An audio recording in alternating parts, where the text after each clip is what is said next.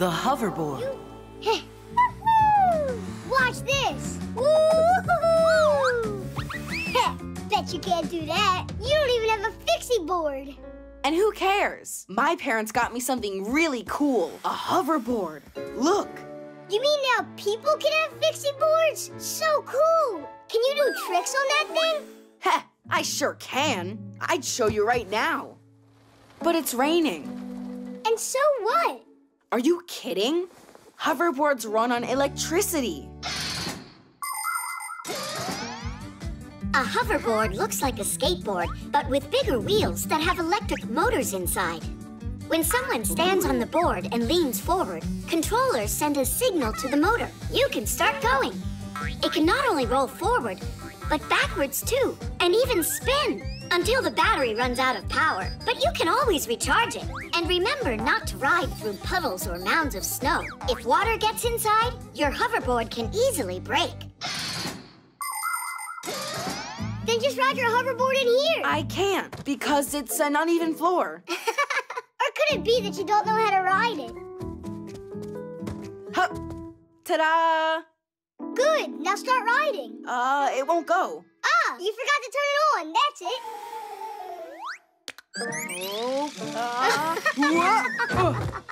Don't laugh at me, Nolik. It's the floor's fault.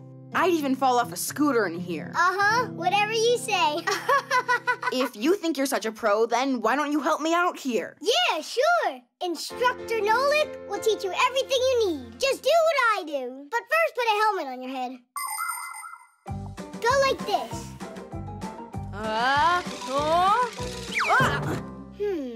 How about you jump on it with both of your feet at once?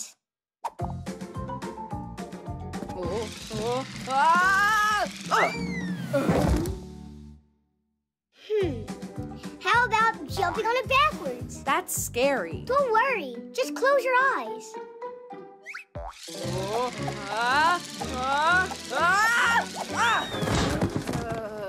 Hey, I was joking. Well, at least the helmet looks good on you. What good's this helmet with a trainer who's no help at all?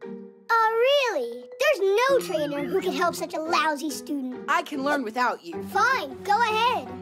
What are you two arguing about? He told me that he knows how to ride his new hoverboard really well, but the only thing he knows how to do is fall down. In the first place, you should never be riding that thing inside. Everybody knows that, except you. But while you're at home, you can learn how to get your balance. I can show you how. Only first, put on your pads.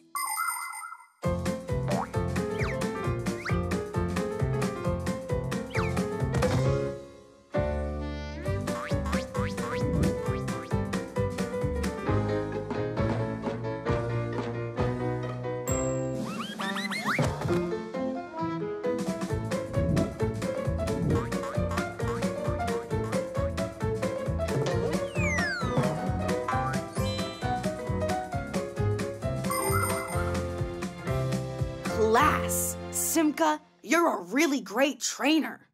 Now I can finally start riding. Huh. Simka! I can't stop! Wait, where are you going?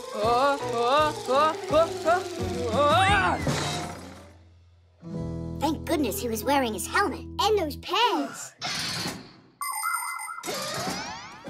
On Segways, hoverboards, and electric scooters, it's easy to pick up speed and fly like the wind. That's why when you ride any of these vehicles, please do it with care. Always wear protective pads and a helmet. While you're riding, it's important to pay attention to what's in front of you and to your sides. Someone could suddenly appear from around the corner. If you get to a road that you need to cross, you have to get off of your vehicle and walk it. Remember, you're not the only one out there, and you have to share the road with others. Everyone should feel safe. Pedestrians walk along their paths. You ride to their side, and cars are driving on the roads. It's really nice when everybody respects each other. Ouch, that hurts. Tom Thomas, are you all right? Didn't we agree we'd go outside after the rain's over? What? Couldn't wait to give it a ride? I hear ya. I want to give it a little ride, too. Now just sit back and watch your dad show you how it's done. Yep. As the saying goes, like father, like son. The air conditioner. Hey, Greenie! Peekaboo! Woohoo! Here, kitty, kitty.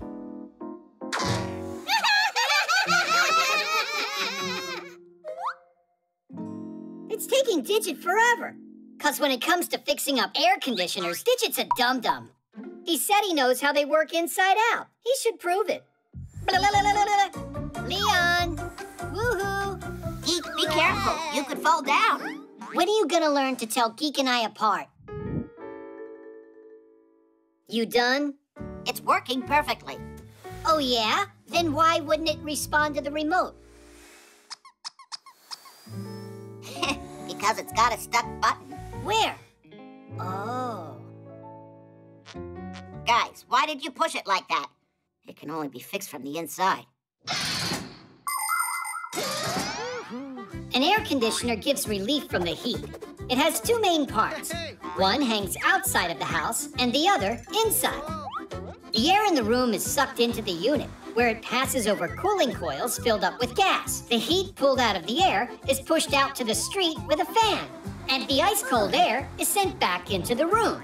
By the way, some air conditioners not only cool the air, but can warm it up as well. You can turn it on in the winter and enjoy.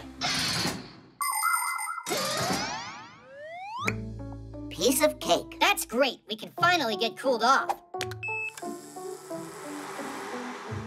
It's so dusty in here. You'd think they'd clean up, at least once in a while.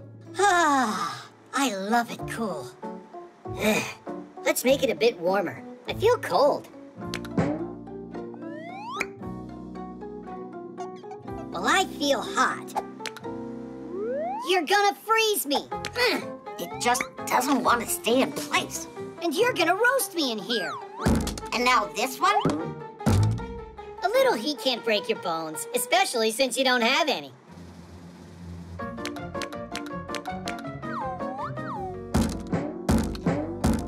Come on, guys! What are you doing? I don't need the remote to fix this.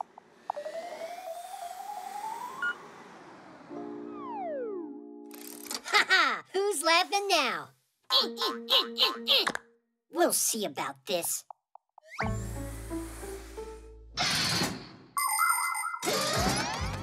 It feels good to be in a room with an air conditioner in the summertime, but it's better not to sit directly under one. You might end up catching a cold and spending your vacation stuck in the house. It's also important to remember that an air conditioner doesn't freshen the air, but rather recirculates the room's air over and over. That's why you should open the windows and air out your home a few times a day. When you play outside on a hot day, try to spend more time in the shade. When you're out in the sun, wear a hat, put on sunscreen, and drink plenty of water. And even though ice cream is refreshing when it's hot, be careful, because it makes it easier for you to get a sore throat. And a simple garden hose can turn any hot day into something special. Just invite your friends, turn on the water, and have a blast. I'm cold. Well, I'm hot. It's cold. No, it's hot. So that's what's been going on, and they call themselves Fixies. Will you stop it already? You're gonna completely break it.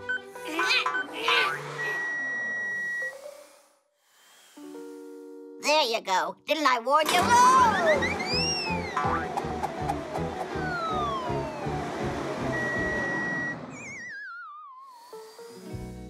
Oh, Oh, help me! Digit? They come. Hold on there. I taste awful.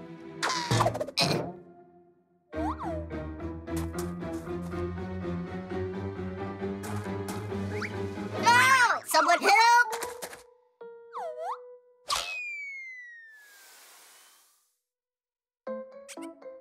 Digit, why did you go inside the terrarium? Leon got spooked. Well, see what you've done? Digit has a cold now. What? It's all because of that stuffy air of yours. What? If it hadn't been for you, Huh? Where are you going? doing? What about fixing the air conditioner? Fix it?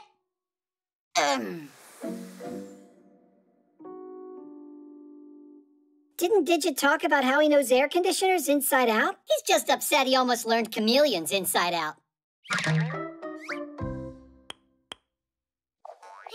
The button.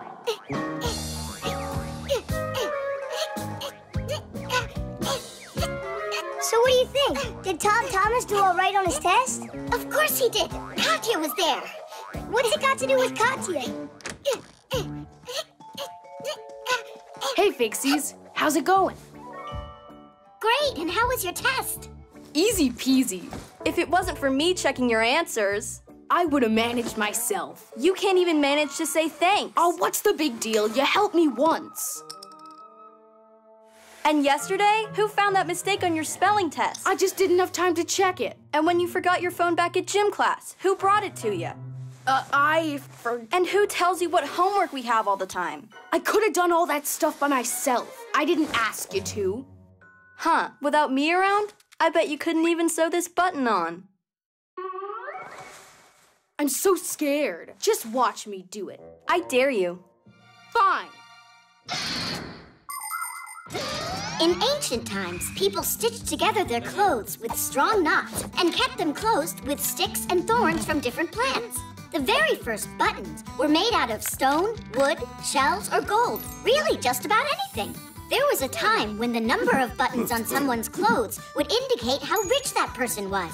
As for the buttons on sleeves, first they were put on uniforms to keep soldiers from wiping their noses and mouths on them. Now we know better than to wipe our mouths on our sleeves. But nevertheless, buttons are still used today throughout the world as both a decoration and as a reliable fastener. Sewing on a button isn't very difficult, but it's very important to be careful and work properly with a needle so you don't hurt yourself.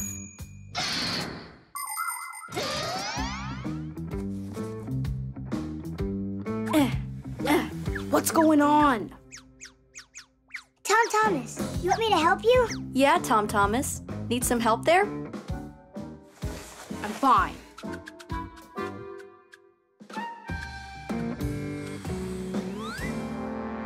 Tadish! You're practically finished, except for sewing the button on. You don't know how to do that. What's there to know, Nolik? Stop! How about you try practicing first on this? Be careful, that needle is sharp. Don't distract me. Ow! That's what happens when you forget to follow the safety rules. Here's the thimble. Know how it works? I can figure it out.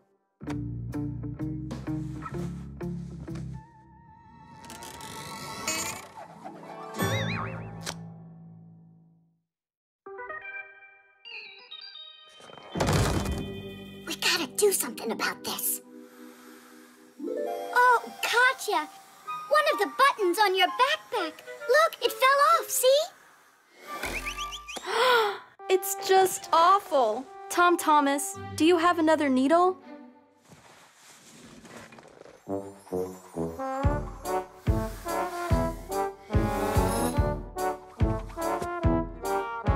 School starts soon, time to roll. But your shirt has got a hole. Don't waste time, all upset. You can mend that hole, no sweat. Stop your moaning, do not pout. With some patience, there's no doubt that a needle and some thread will help you out.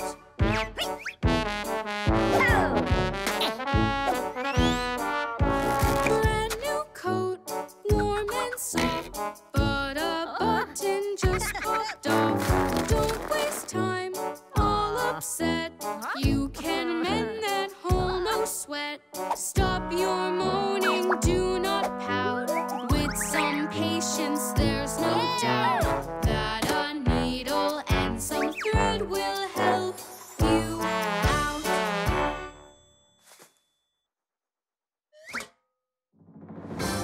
I said I'd figure it out, and you thought I couldn't do it. What? Why are you looking at me like that?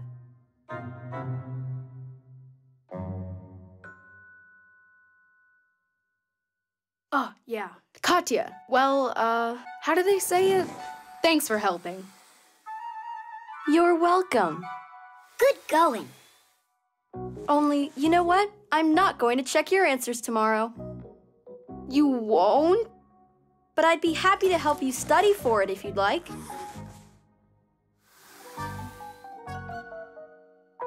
Energy.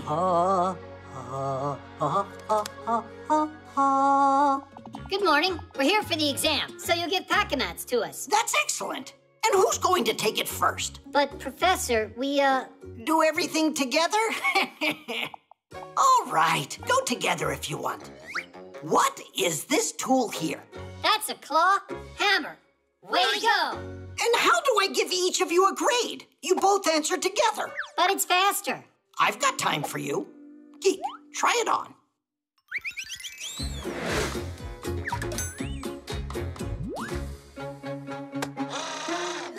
It's a screwdriver. Again?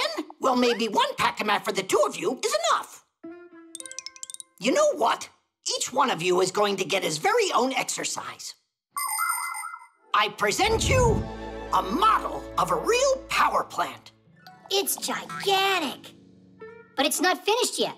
Exactly. That's going to be your job. An electro power plant is a factory that produces energy. In order to keep running, they need some kind of fuel, like, for instance, gas. Burning the gas causes the turbine blades to spin, setting the generator into motion so it can produce electricity. The leftover heat doesn't go to waste. It's sent to a boiler. Inside the boiler, it's used to boil water. The steam from the boiling water powers up another turbine and generator, so even more electricity can be produced. Your job is to finish building the model. Not yet. Geek will put together the turbine and tweak the generator. Who's ever first to finish that is gonna get this Pack-A-Mat. That was a rhyme. Are you ready?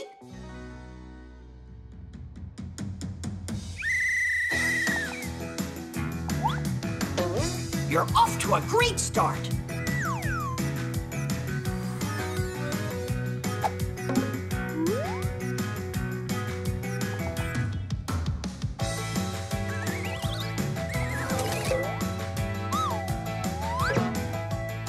Now you need to add the fasteners. A critical moment.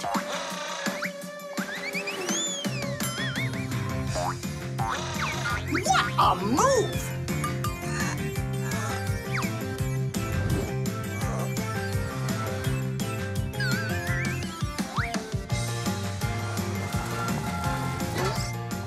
What an intense game! I mean, exam. These two are going neck and neck.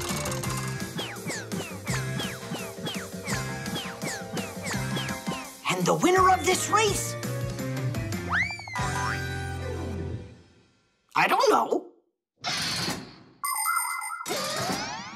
The parts for a power plant are made at special factories.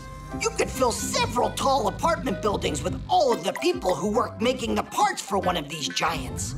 And all of these workers are real professionals. How could they not be? After all, the mechanisms they put together are very complicated. Take, for instance, a turbine. It's built in the shape of an enormous cylinder with propellers around it. And next to the turbine is the generator. Its parts are assembled like a giant nesting doll, one inside another.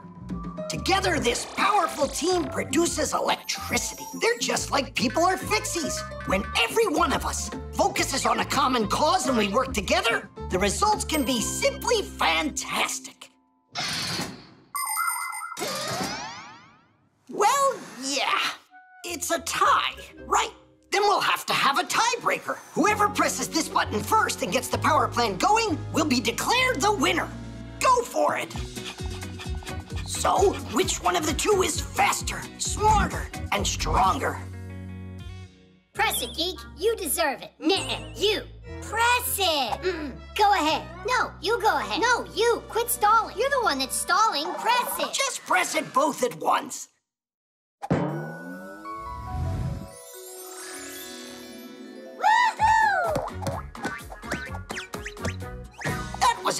excellent job you did.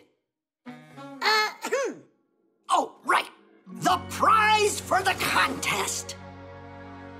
Unfortunately, I've only got one Pack-A-Mat for the two of you.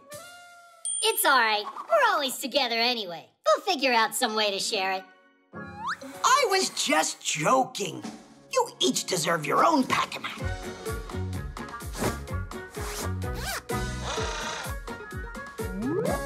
Titties! Recharging.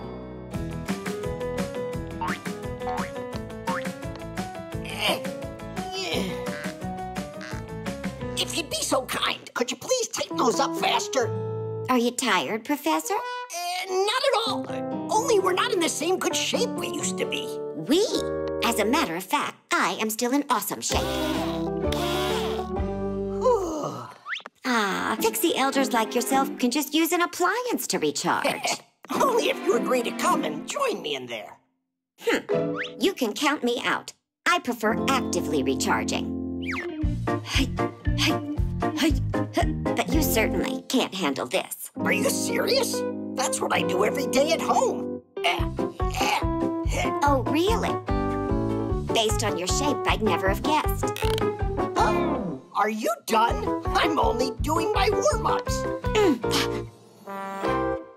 What is this? Oh, a wireless charging station. What a lucky break. I'd never outlast him without it. What'd you say? I said, should we continue charging up?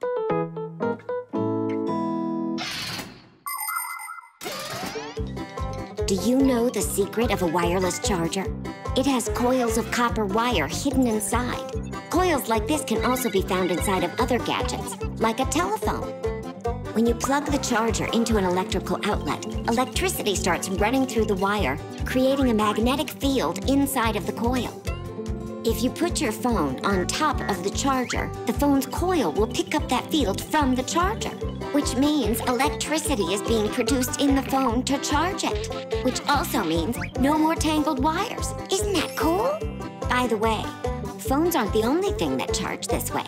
You can do it with smart watches and with wireless headphones. It seems like before we know it, wired appliances will become a thing of the past.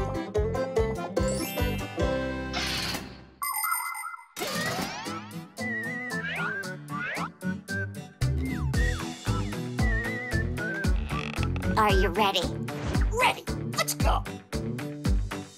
If you want to stay real strong, energize the whole day long, keep your day from getting sour. Routines are the key for getting energy, for charging up with power.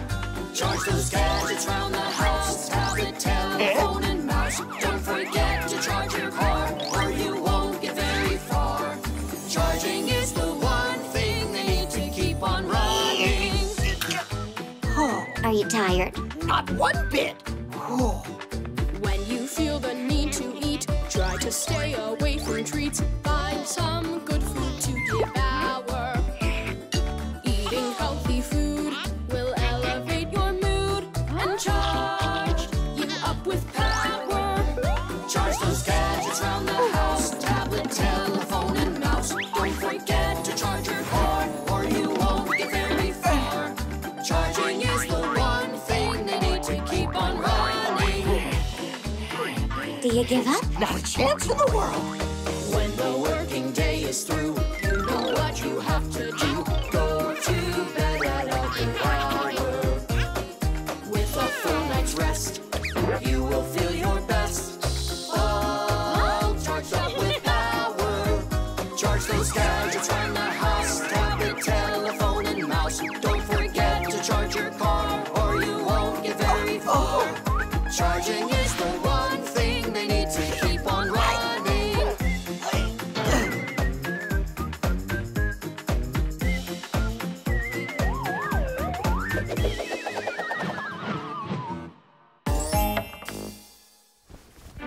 Professor!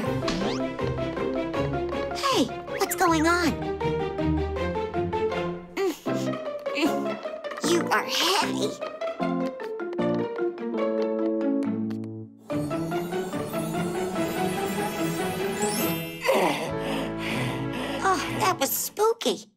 can't overstrain yourself like that. You're saying that like you weren't exercising yourself. Where do you get all of that energy?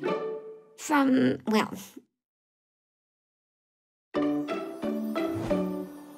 Wait, is this a wireless charger? I should have guessed that. Just a little unsportsmanlike trick. It sure was. Please, don't be angry. Perhaps another round? No cheating, I promise you.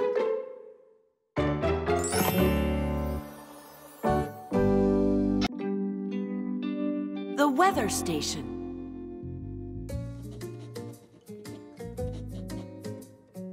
So what's the word? Did you finish your homework yet? Uh-huh. Way to go! So now you'll finish drawing us, yeah? I don't know. Katya! Let's go outside. Finally, we have some nice weather. Our weather station says it'll be sunny for the rest of the day. What weather station? Our new home one. I just bought it yesterday. Come on, I'll show you.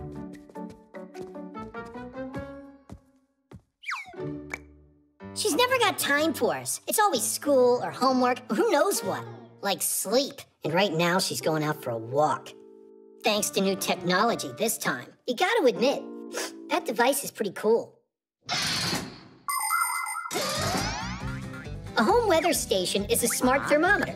It measures the current weather conditions outside and predicts what the weather will be like over the next few hours. And not just the temperature, but also the speed of the wind and whether you can expect any rain or snow. In order to do this job, the station needs two parts, an outdoor sensor and an indoor base station with a screen to display the information. Many of today's weather stations can also send this information to your smartphone. Told ya, it's a great gadget. I'll shoot a review after our walk. Uh-huh. I'll go get ready.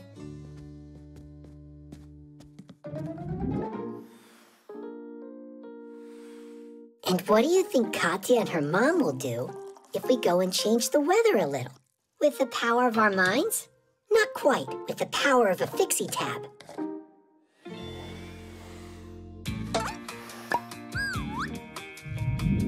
Time for a little magic.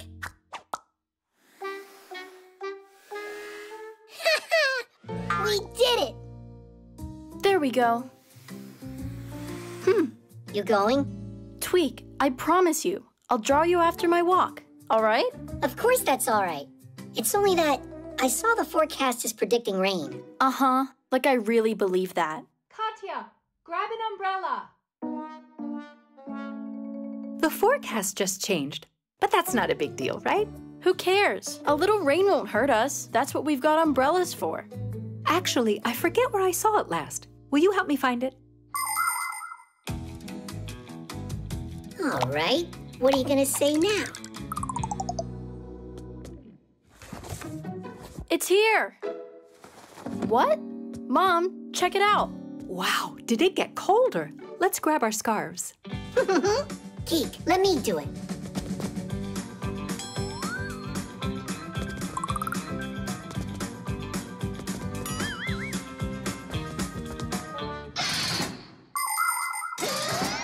Since ancient times, people have tried to predict the weather. At first, their predictions were made by interpreting signs. If birds were flying low, it meant it would rain. If the night sky was clear, it would be freezing the next day. In the 17th century, when Galileo Galilei invented the thermometer, the science of meteorology was born. In those days, a weathercock or weather vane was used to show what direction the wind was blowing. And a device called a hydrometer would show how humid the air was. Today, all of the changes in the weather are registered by sensors. Their data is being collected every second and is processed by powerful computers. And that's not all. There are satellites orbiting the Earth that are collecting data about the weather down here from up in outer space. I'm not sure if the weather's gone crazy or if this weather station has. Should we check what it says on the internet? Good idea. Where's my phone? Hey, Fixies, what are you planning on doing next? Get out of there, or just forget about me drawing you. What else could we do to keep you at home? Stop your sulking. I can draw an extra picture of you after my walk. Yeah, Tadish. But only if you fix the weather station you broke. What do you mean? We didn't break it. So you two, peace? Peace.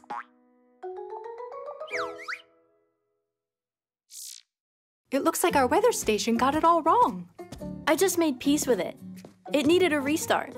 Now it's working fine. What a smart girl you are. Then let's go before the weather changes again.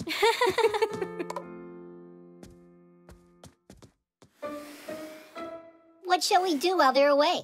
Go stroll together? Hey, look, Tweak. Now it's really showing rain. And they forgot to take umbrellas. That's why the forecast must have changed. If you forget your umbrella, count on getting rained on. The hologram. I think it's 7. Yeah. Oh, looks like I've got that number on my card. Ah, you're so lucky, Fire. I know, right? Whoa! Chusaka! Hey, Chusaka, no! Aw, and I was so close to winning. I'm so tired of Chusaka ruining our games. Well, you know, dogs like playing their own games. And what? She has to play right here? Help me out. We'll put these back where they were before. Uh-huh. And then she'll just come in and mess it all up again. We need a way to distract her somehow. So, we're gonna feed her, huh? Not quite. We'll make a piece of candy for her. It'll be a hologram here on the phone. Chusaka will be busy trying to figure out how to eat it the rest of the day. That's great. But a hologram, how does it work? A hologram is a 3-dimensional image projected into the air. It looks like a real object from every side, only it's translucent. You can look at holograms in your own home. To do it, you need to make a pyramid out of clear plastic. Any clear plastic box will work. First, cut out the 4 sides and connect them. The next step is to look for a 3D hologram video on the internet. Start playing it and put your plastic piece on top of the phone. Pretty cool, isn't it? Class! It's like real candy! Chusaka! Get over here!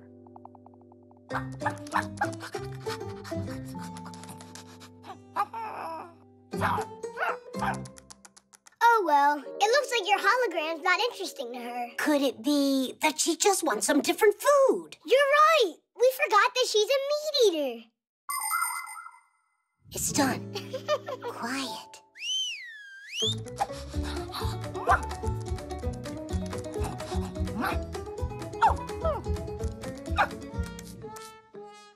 I don't get it. What's wrong with it now? Nolik, how dumb are we? We made her some meat, but it doesn't have any smell. Done. Let's hide.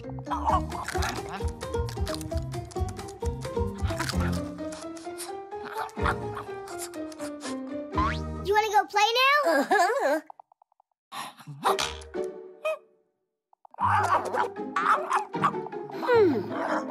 It wasn't the plan for the hologram to work like that. Fire, we gotta help her. Help her? How come? She's the one that did that to herself. Fire was just kidding. Tell her, Fire. I'm sure that you've seen how superheroes in the movies often use holograms. They might use them to call a partner or look at a map in 3D. But it isn't just in the movies. You can find this technology in real life today. With its help, scientists can make models of the human body that are easier to study than flat pictures. You can also find holograms in museums, both as items on display and as guides. There are teachers already giving holographic lectures, appearing to be right there in the hall. And in circuses, holographic images are being used to replace animals. Now, instead of elephants, dolphins, and lions, their 3-dimensional copies perform. And it's great! They're no less exciting than watching live animals. And this way, the real animals can be free to roam in the wild. Chusaka, no! Come on, stop chasing us, Chusaka! Chusaka, stop it right now! What's going on? You sad little thing. Who did that to her? Chusaka, just hang in there. I'm gonna save you.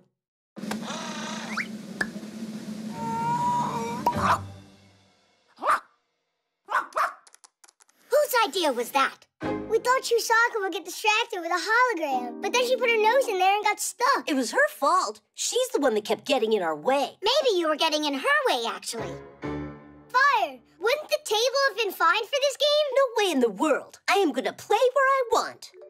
Come on, I'm sure we can work this out. So you fixies are safe, and Chusaka has eaten. Well, let's see. 5! Bingo! Chusaka really loves that catapult game you came up with. And I love how she beat us in bingo. Just like always, best at everything. Maybe you didn't notice, Fire, but I saw you win a game today. What game was that? That scary one. That game of tag with Chusaka. Saving energy. So, now you know how important it is to save energy. Yes, there we go. Your lesson is over, and you're free to leave now. Nolik, where are you going? It's our chore day. I can't help you. I'm doing something else. How interesting. And what is that? I gotta save a bunch of energy. Oh. Save what? Did you forget what Grandpa's told us? Modern appliances are designed to save energy. All of today's tablets, notebooks, and phones are equipped with a special power-saving mode that lowers the brightness of the screen so the programs don't consume the electrical charge too quickly, and the device can run longer. Appliances like TVs and microwaves should be turned off when they're not being used. And of course, every time you leave the room, remember to turn off the lights. I don't know about you, but I think Nolik is just being lazy. He doesn't care at all about saving energy. Hey, I think I've got a good idea. Let's try it. An energy-conserving, fuel-efficient fixie. That sounds really cool. So, can I leave now? No. You gotta stay. You lose all of your energy along the way. All right, I can stay with you and watch you do all the chores together.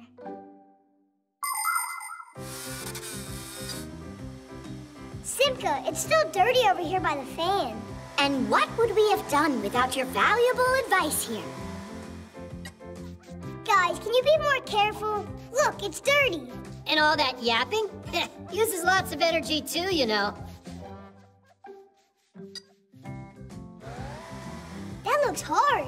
Why are you trying to lift it up? Why don't you tilt it? To the side. No, the other one. I'm so glad that at least one of us is saving his energy. Well done. You're really a good team, you guys. Next, that corner could use some cleaning. Will you help us, Nolik? Nah, I haven't saved enough energy yet.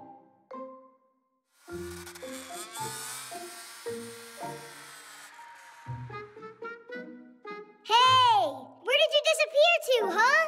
Guys, who's gonna take care of the chores? Simka, pass the ball. Lousy shot. My turn. Hey, what are you doing? I thought that... No, Nolik, you need to rest. If saving energy is your aim, then you mustn't play a game. Oh. Some appliances consume too much energy, while others work really well. They can do the same amount of work with less electricity. Today, new appliances come with a special sticker that has colored bars on it. If the red bar is highlighted, then there's an energy hog in front of you. And if it's the green bar that's marked, then it's an Energy Star Class A appliance. By conserving energy, the appliance helps our environment. And you can do your part to help the planet too. For instance, your fridge. Close the door tightly and don't put hot food inside so it doesn't have to waste energy. And if you spend less time in front of tablets and smartphones, then you won't need to charge them as often. And rather than reading inside under an electric light, you can save energy reading by the light of the sun.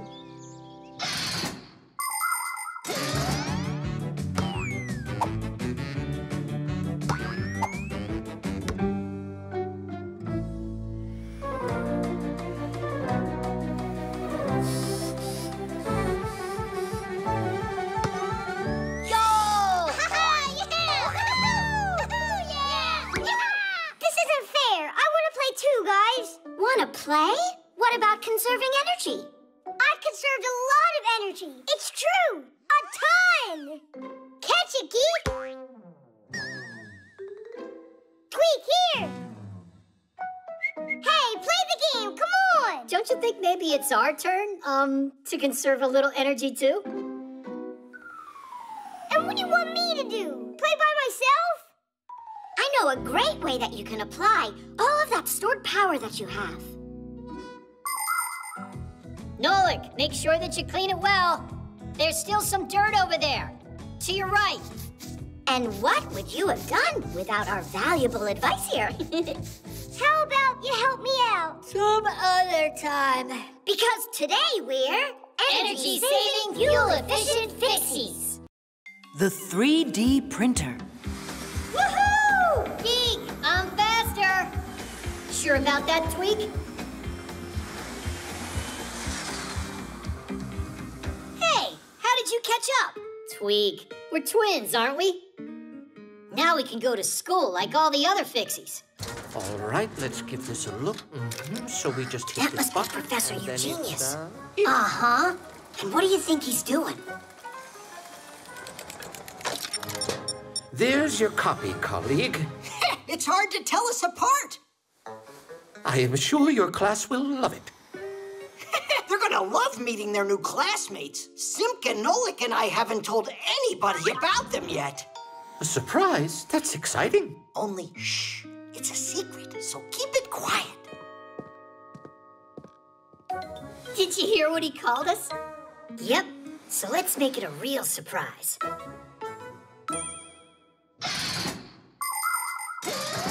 It's not easy being twins. Everyone mixes you up all the time. Anyhow, I'm Tweak. And I'm Geek. You think we're both the same? It's not true. Tweak, he writes with his left hand and is very ticklish. And Geek grabs his stomach when he laughs. Geek loves fooling around with computers. To find a bug in a program or outsmart a virus, that's his world.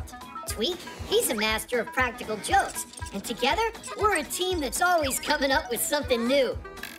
Speaking of new, Geek and I, we've never gone to Fixie School before. It's true. Basia was homeschooling us. But when we met Simka and Nolik, we decided to give it a try. Ha! It sounds interesting. Although, I doubt we'll be here for long.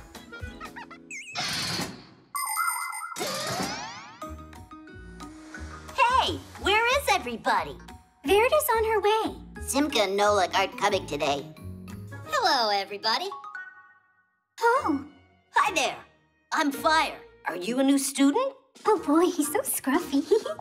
I'm Tweak. I'm new here. Your school looks all right. This Fixie school actually ranks at the very top. I'd be happy to show you around here. I'm Tula. Whoa, what is that? Are you telling us that you've never seen a manipulator? I've seen one now. How'd you get up there so quickly? Where? On the manipulator, wasn't it you? Ha! Me? You're joking. We saw you up there. Ah, maybe it's my copy you're talking about. What do you mean, copy? That one, you see? It's walking over there by the jars. Those are called beakers. Huh? Sure, whatever. Oh, look, another one. And another, look. That's unbelievable. How do you make them, Tweak? With one of these things, right here. With a 3D printer? That's just impossible. With the 3D printer, you can print just about any three-dimensional object. The first step is creating a computer model of the object and then loading the printing materials into the printer. Then the device figures out the rest by itself and starts, layer by layer, printing the object.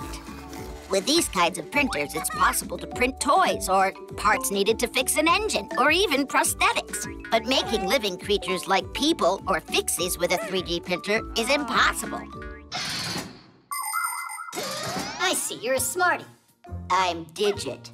Well, I know something that you don't. Wait a sec, I'll show you.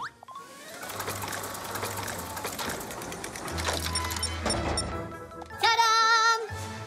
No way! It's just like a real Fixie. Like me? Splendid. So, I see you've already met our new students. Professor, this one is in our class, and this one, he's only a copy made by the printer, or vice versa. Quite a surprise, isn't it? A copy, you're telling me. The quality's great, only the head is a little off. But don't worry, we can reprint it. Huh? Do what? Class, get to work.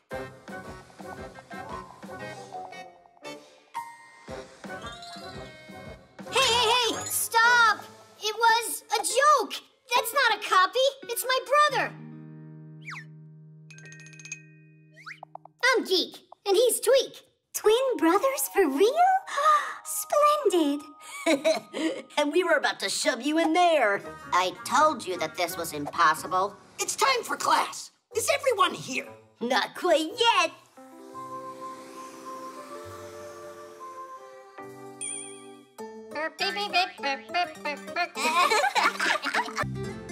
The autopilot. Now to the left. Now to the right. Straight forward. Tweak, has it been long since you started talking to your fixie board? What's so funny? I'm trying to set up autopilot on my board.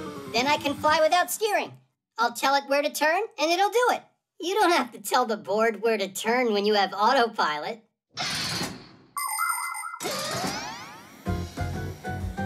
Have you ever seen an airplane flying without a pilot? A train rolling without an engineer? Or a car without a driver? It really happens. There are some vehicles that have a special system called autopilot. If the driver wants to take a rest, he turns on the autopilot and the vehicle goes by itself along a route preset by the driver. That helps the driver save his strength and not get lost if the journey is too long. That was a waste. I already know about that. But you just forgot. Uh-huh. You think that you're so smart, huh? Well, smarter than you are. No way, because my head's bigger by a lot. Let's check it. All right. Ha! Pretty small head there. Let me try. How about that? Geek, you don't know how to measure. You don't either. Look! Now we can measure for real. The ruler's not gonna work. Oh! We can use that marker cap. If one of our heads won't fit inside it, we'll know who's smarter. I thought of that before you said it, and I'll try it before you do. Don't you dare!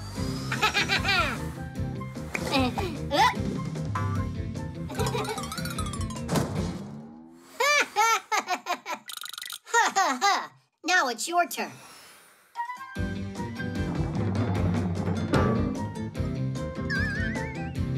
We need something a little bit smaller. Like this?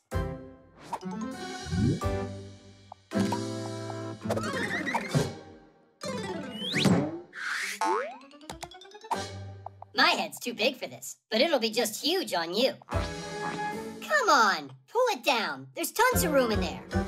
There's no way my head can get inside this thing. Ha ha! I'm the winner! No, it's not fair. You have to try again. Quit acting so silly. You know you lost big time, Geek. I'm not acting. I can't get this off. Help me out. I can try to twist it. No thanks. Any more bad ideas? Get a saw and cut it off. Is that really all that big head of yours can come up with? We should run and get help from Basia. Just brilliant. How am I supposed to run? Fine. If you don't like any of my ideas, you think of some. Fine. Here's one. I'll just get there by using my memory. It'll be like going on autopilot. No, not that way. It looks like your autopilot's a bit broken. Well then, you'll have to be my autopilot. Onward! Many machines today have become quite automatic and quite independent. And I'm not just talking about airplanes with autopilots. At factories and stores, robots have been working alongside people for many years. The most advanced space vehicles travel through space all by themselves and explore other planets. There are some robots that can draw, write poetry, and even learn to play a musical instrument. Does that mean that soon smart machines are going to replace people everywhere? That's highly unlikely, because even state-of-the-art robots lack the most important ability, imagination, as well as the ability to feel, contemplate, or dream. These are all special things that robots can't be programmed to do.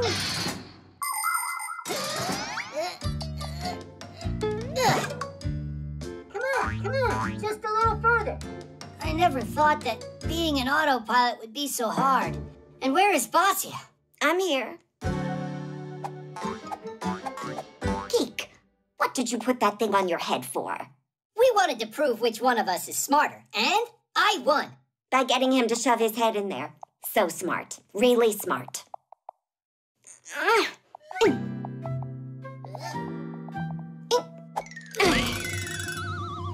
There's one thing I still don't get at all. How did you get your head in there?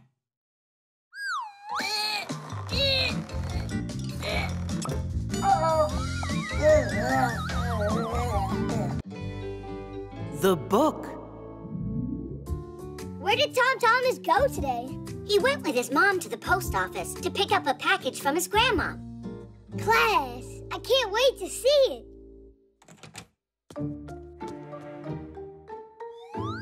Well, what did your grandmom send you? It's the #1 coolest present. Did you really get a Pac-A-Mat? What? I'm allowed to dream, right? I wish it was a Pac-A-Mat. It's a book. Oh, wow! That's Treasure Island.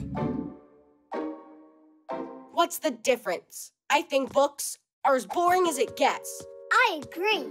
Guys, come on! Inside of this book are really cool adventures. What are you talking about? Inside that book are letters.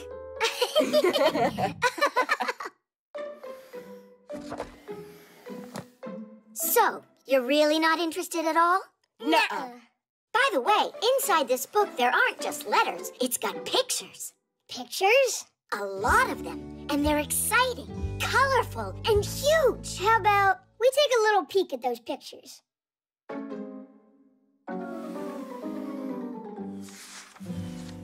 Oh, pirates! Uh-huh, a gang of them. Simka, help me out! Whoa! Check out that skull! What's going on here? Well, if we want to find out, we'll have to read it. Will you read it to us? All right. Having taken a hold of the map, the pirates set off to find the stolen treasure. And they walked on and on. The road was winding and went up and down. Finally, that very pine appeared in the distance. It towered almost 200 feet above the thicket. Sensing that the treasure was close, the pirates rushed forward. Even Silver hopped along on his peg leg. After a moment, everyone was standing at a huge pit. It was dug a long time ago. Its edges were already crumbling and grass was growing at its bottom. There were old boards from boxes lying around, but there was no chest filled with untold riches. Someone had already been there and stolen the treasure right out from under the noses of the pirates. 700,000 pounds had disappeared. So what happened after that? Yeah, who stole the treasure from there? Read it. Read it? But reading's boring, you said. Huh. Then don't read. I don't care. Me neither.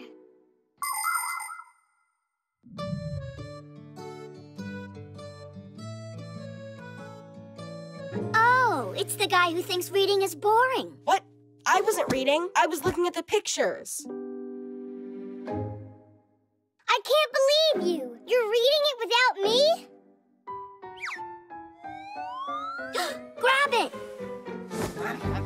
Chusaka, this is not yours. Give me back my book. Pull it harder, harder! Yes! Oh, this is bad. That book was his grandma's present. We'll fix it. In ancient times, people copied books by hand, but now they are made in printing houses. First, a mock-up is produced to place the text and pictures where they belong. The pages are then transferred to metal plates, which are loaded onto rollers. Ink on the rollers is pressed onto paper as it passes through the printer. The pages are then trimmed to size and stacked into reams. Next, the pages are put into order, stitched together into the inner book, and finally glued to the cover. Good. Now, carefully. Great job. So now can you read the book to me? I think it's someone's time to go to bed right now. Just a little more, okay?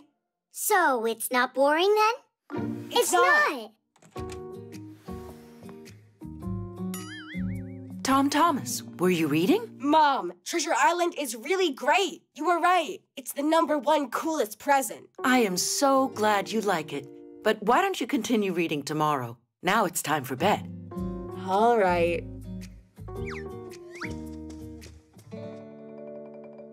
You've managed to wear it out already. Well, me and Chusaka, we were fighting over the book. I think she also wanted to read it.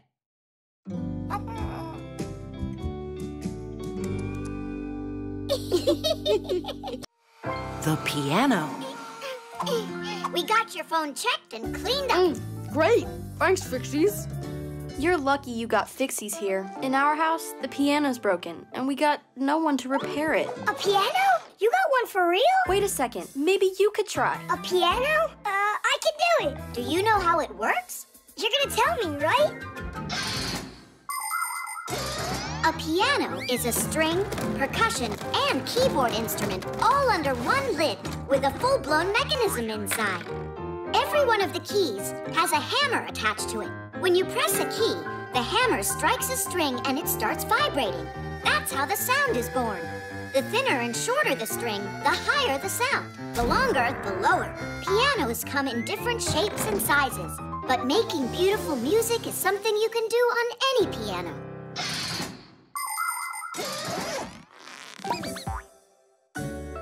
Your room is beautiful. So, where's the piano in here? You're standing on it, Nolik.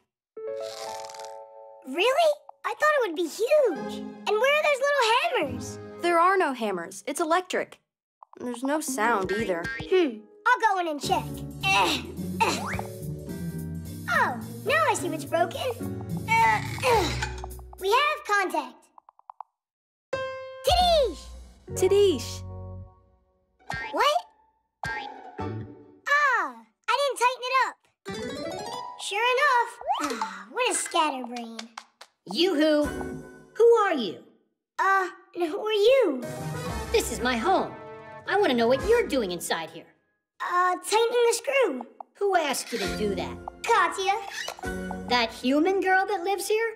Right, very funny. I'm friends with that human. Hey, let go of that. No way in the world. Hey, are you all right there? Did you bang yourself hard? Yeah, so hard I'm seeing double. What's your name, dude? Nolik. Sure it's not Speck? I'm joking. I'm Tweak, and that's my brother, Geek. Him and I are twins. You know what that is? Do you know how Geek and I became twins? There once was a very hard-working inventor who needed to make 2 identical gears with very thin edges. He worked day and night, carving, grinding, and polishing those parts, putting his heart and soul into it until those 2 gears looked identical. And as you already know, when a piece of soul goes into making something, a fixie appears. And in this case, there was enough soul for 2 of us. But our lives changed when the inventor died. We got picked up together with his other things and dropped off at the dump. Without any work to do to stay charged, we just zonked out. If it weren't for a chance meeting, we would have perished. Hey, Tweak, don't tell them everything at once. We got time. Is that human really your friend? Uh-huh. But fixies aren't supposed to mix with humans. Well, fixies aren't supposed to break things either. But it's just because that human girl is... Katya, Katya. How do you put it? The piano's not her thing. Nolik! That's for you? Yep. You got the guts to introduce us to her? I thought Fixies aren't supposed to mix with humans. But you're friends with Katya. That means she's a human you can trust. First comes the piano. Well, we warned you, Nolik. Are you all done? Turn it on! Oh no, here we go again.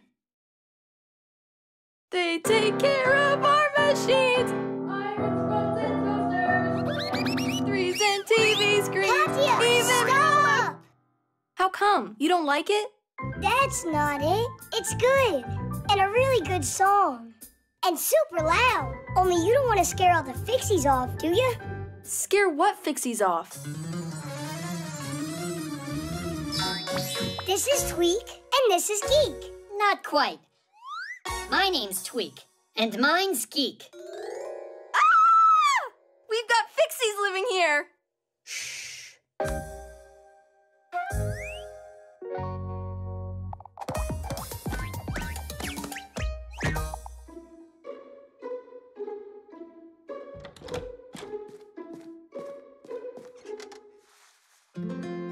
Thanks for your help. We're always here to help you. Thanks a lot. Only now I got my own Fixies. You've never met them.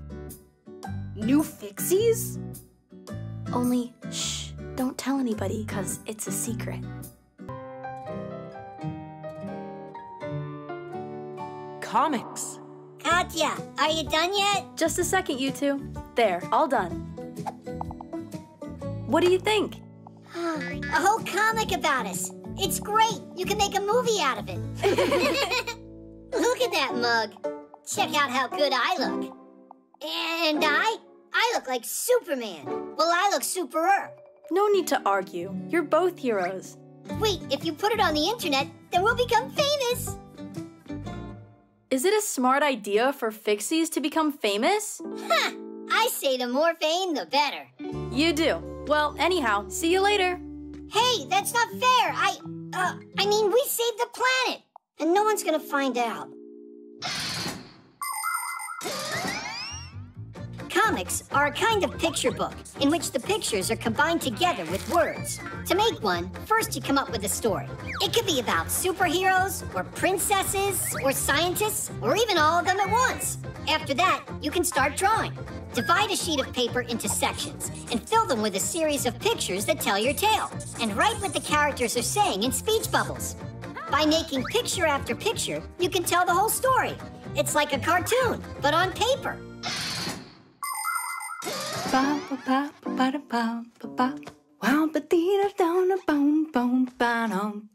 Wow! Oh, what is this? Did she really draw this all by herself? That Katya of mine is one talented kid. My subscribers are gonna love this. That talented kid keeps forgetting to charge her pad. This is gonna take forever. A good cleaning. That's what we should do to make it charge faster.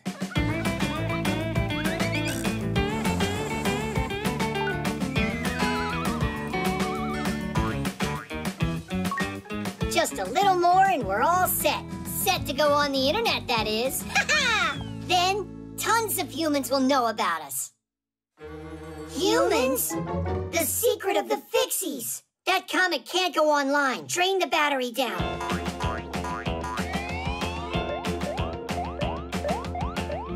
It's taking forever. Fixies feed off of the appliance's power. So, if we just pull the plug out, and then me and you charge ourselves inside, the pad will run out of energy.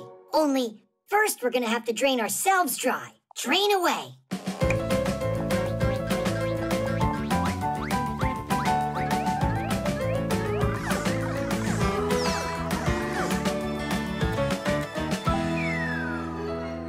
It's totally drained. Huh, did I really forget to plug in the cord? We'll show Katya's mom who's the boss. People can spend hours on their pads and phones, and that's why they have to be recharged all the time. But do you know how you could do that less often? One thing that works is to unplug the device after it reaches 100% charge. You should also make sure to close any apps that you aren't using at that moment. Are you just listening to music? Then you can lower the brightness of the screen. And try not to drain the device all the way down to 0. That can damage the battery. Oh yeah, I almost forgot. If you turn on airplane mode while charging your device, it'll take a bit less time. And while your device is busy charging up, it's better to put it aside and get some exercise or play some board games.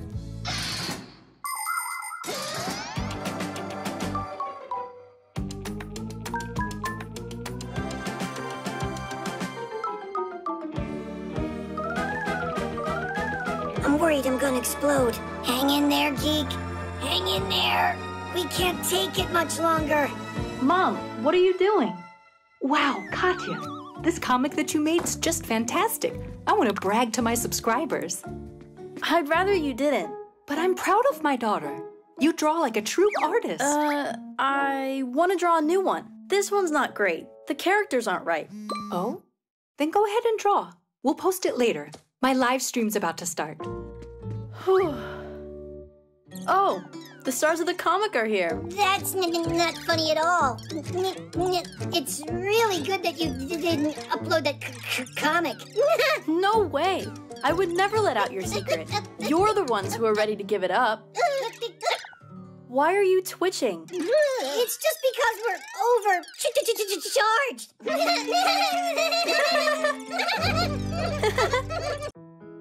The headphones. Hi there, Tom Thomas. Bye there. You're not a friend of mine anymore. What? What did I do? Huh? Nolik? Hi there. You just said that I'm not your friend anymore. I said that to Johnny. I asked him to help me on my spelling test, to give me the answers through my headphones, but he said I just need to study. Wow, your new headphones. They're cool. Simka will love these. Hey, Nolik, do you think that you could help me out here? Of course I'll help you out. So what do you say? How do I get through the test tomorrow? You could say you forgot how to write with a pen. Come on. People learned how to write a very long time ago. One of the first to do so were the Sumerians. They used a special stick with a wedge-shaped tip to press characters onto clay tablets. This kind of writing is called cuneiform, which means wedge-shaped. How do we know what the author wanted to say? Scientists had to rack their brains to figure it out. In ancient China and Egypt, people invented hieroglyphics, where one symbol stands for a whole word. They're still used today. And of course, we can hardly imagine our world without the alphabet. Each symbol is called a letter, and these letters can be used to form words. There are a few dozen alphabets in the world, and more than 7,000 languages. Although I think these days, instead of typing letters, people prefer to type emojis. How am I gonna pass? There's no time to learn all this. That's a shame. Sorry, but I don't know how to help. Hey, Nolik, I got it. You can read me the answers. Can I? Spell snowball. Not like that. I need you to spell the words in here. You mean go inside the headphones? No, you just gotta call me. You know, like from somewhere else. Like the TV. To test the connection. Ah, I get it. Let's go? Yeah. Great. Cucumber, basketball, artichoke. Hey, stop. You gotta go slower. Absolutely. What absolutely? Will you tell me the next word? That's what I'm trying to do. Absolutely. Then tell me it, Nolik. Absolutely. Ah, with an O or an A? Where? Give me another word. Crook. Crook? Rook with a B. Is it possible to speak clear and louder? Excavator. Don't yell. Someone will hear you. You're the one who said loudly, excavator. Escalator? Vader. Like Darth Vader? You said escalator. Not escalator, it's excavator.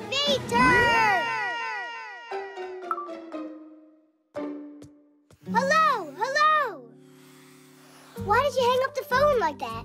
Because I couldn't figure out a single thing that you said. Of course not. Your headphones are obviously broken. They are not. You just don't know how to spell. I'm telling you, these headphones are broken. But I'll fix them for you. Thomas, you can be funny, you know. How can your headphones work if they don't have wires attached to them?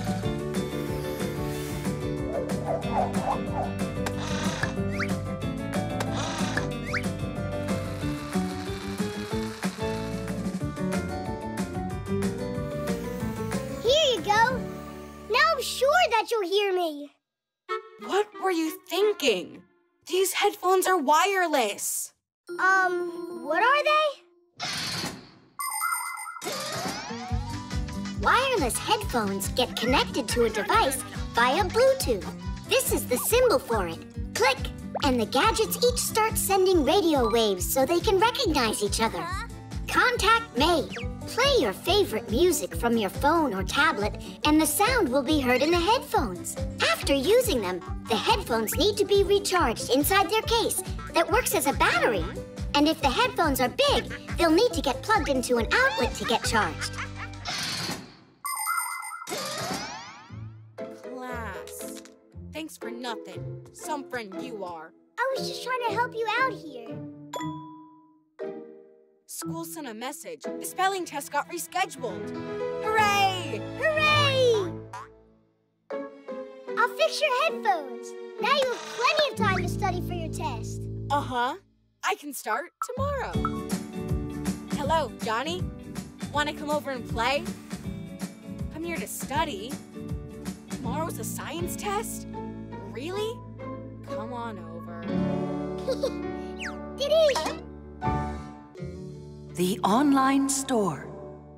1, 2, 3, turn it! Simka, you need to turn it in the opposite direction. No, it's righty-tighty, lefty-loosey. Why don't you come down here and do it, and I'll sit back and watch you? My dissertation? It went great. I successfully defended it. Professor Eugenius? No, he didn't congratulate me. I told the professor over and over not to forget about that. He wouldn't be our Eugenius if he wasn't forgetful. You should stop your joking and go and tell the professor about Elisa. 5, 6, 7, 8, 9, 10. We will fix it once again. Hey! Whoa. Guess we shouldn't bother him. Then what do we do now? Look at that, Tweak. What is it? A store on the internet? Uh-huh. The professor probably wanted to buy flowers, but got distracted. I think we should finish ordering them for him. There are so many bouquets to choose from. I'm sure he'd want the biggest one. What do you think these numbers mean? The number of flowers that are in it. Oh, everything's already filled in. The name, address, and a number for some kind of card. There, done. Tadeish! They'll get here in an hour. If there's something you want to buy, you don't have to go out to a store anymore to get it. Clothing, fresh food, electronics, supplies for your pet, or a toy you might like. You can order almost anything you want from an online store without leaving home. It's simple. You pick out what you want, put it in a shopping cart, and pay for it. But kids should only shop online with the help of an adult. Before you know it, your order will be delivered straight to your house. Just as long as you gave them the right address, that is. Ah, what a lovely smell. Oh, there's a note in here. To Professor Eugenius, thanks a lot. I was certain they were from me. Hey, you got it all wrong. They're from him. They're for you. We can fix this, no problem. To Elisa. Done. Another bouquet? These kind of flowers always set off my allergies. Professor Eugenius is so absent-minded. First they get sent to the wrong person, then he sends the wrong kind. We can fix it, no problem. Name, address, done. Why does my phone keep making all these funny sounds today? Don't worry, this time we know that we got everything right. Good job, guys. What is this? How? What happened? Someone used my card and ordered a ton of flowers without me knowing. No, not a ton, just 3. Bouquets, that is. What? You mean you guys never told the professor? Never told me about what? Well, Elisa, she was crying, and you were busy working. We decided to help you out. You decided to help me out by spending a lot of my money? Money? What do you mean, money? You think you can get flowers on the internet without having to pay? That's what those numbers must have been about. But you wanted to order flowers anyway, didn't you? Yes, I did. And look, I've already done it. And then you... Professor Eugenius, you remembered! When you're playing a game with play money, you can spend as much as you want. But when you're playing a game on the internet, you have to be careful. Many of the websites out there that offer games and cartoons charge real money that is collected using credit or debit cards. Adults get these cards from their banks or through work. They're convenient for paying at places like restaurants, theaters, or stores. Salesmen put the card in a reader to take money from the buyer's bank account, and the buyer gets a message saying how much money he has left. Now people can pay for things directly from their phones. Only kids, you have to remember this simple rule. Don't buy anything through the internet without the help of an adult. Because with just one click, money can be gone for good. Congratulations on defending your dissertation. You did so well. Thanks so much. But you spent much too much money, dear Professor. Oh, nothing is too much for you, Elisa. Yes, and I'll make sure that the plant is taken care of properly. It will get watered and fed every single day. And I'll watch you, so I can tell you how you're supposed to be watering them. The X-ray.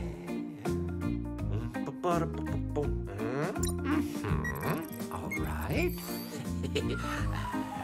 Good. Psst, the professor, he's fiddling with that X-ray again. Oh, wait. I bet you he's gonna go and test it on Elisa now. So who can I use for testing this? Elisa! By the way, I wonder, do X-rays only work on humans? X-rays work on anyone. The X-ray's power lies in its special rays.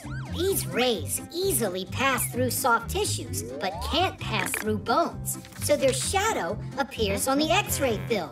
This way, a doctor can quickly see if a bone is broken and a cast is needed to help it heal properly. X-rays are very helpful, but it's important not to get them too often and to protect yourself by wearing a special protective apron to make sure the powerful rays don't hit places where you don't want them to go. Do you think we're twins on the inside like we are on the outside? Let's have Eugenius X-ray us. We'll tell him we want to volunteer in the name of science. Did you already forget we broke his beaker? I'll bet he didn't forget. Then let's take him ourselves. Move closer to the camera. Professor Eugenius, am I just some guinea pig to you? No, you're volunteering in the name of science, Elisa. In the name of science? Yeah. If that's so, all right then. What a trooper you are. All right, have a seat right there. Good, and your hand goes here. Perfect. Keep your back straight. Now don't move. Are you ready, Elisa? I'm about to shoot. Cheese. You have simply stunning bones, Elisa. And what is that? What? Is that a gear on there? I have got to get some medical help immediately. Elisa, there's no need to exaggerate. There is nothing immediate. I can explain everything. Dude, why did you turn yourself into a gear? I don't know. I must have gotten scared or something. All right, then I'll try. I'm ready. How do you get this camera to go lower? How much longer?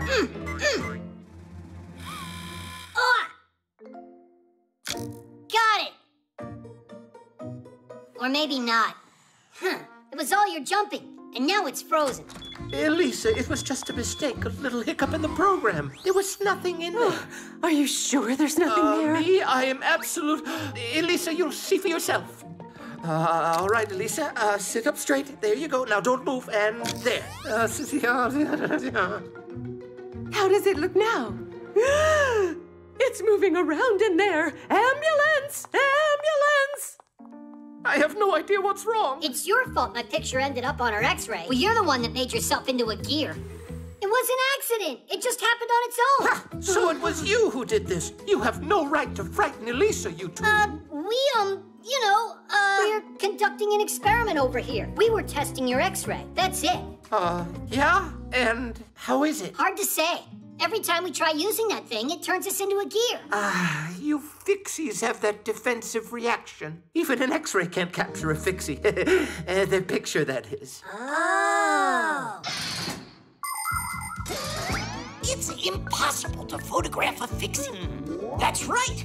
As soon as someone points their camera, smartphone, or tablet at one of us, we fixies automatically turn into small screws or gears. Even a machine as sophisticated as an X-ray can't get around this fact. It's not just a useful habit for us, but a reflex. All of us have it since the moment that we're born, even though we're not all aware of it. But the number of times little fixies have escaped being detected by humans because of this unique trait is simply astronomical.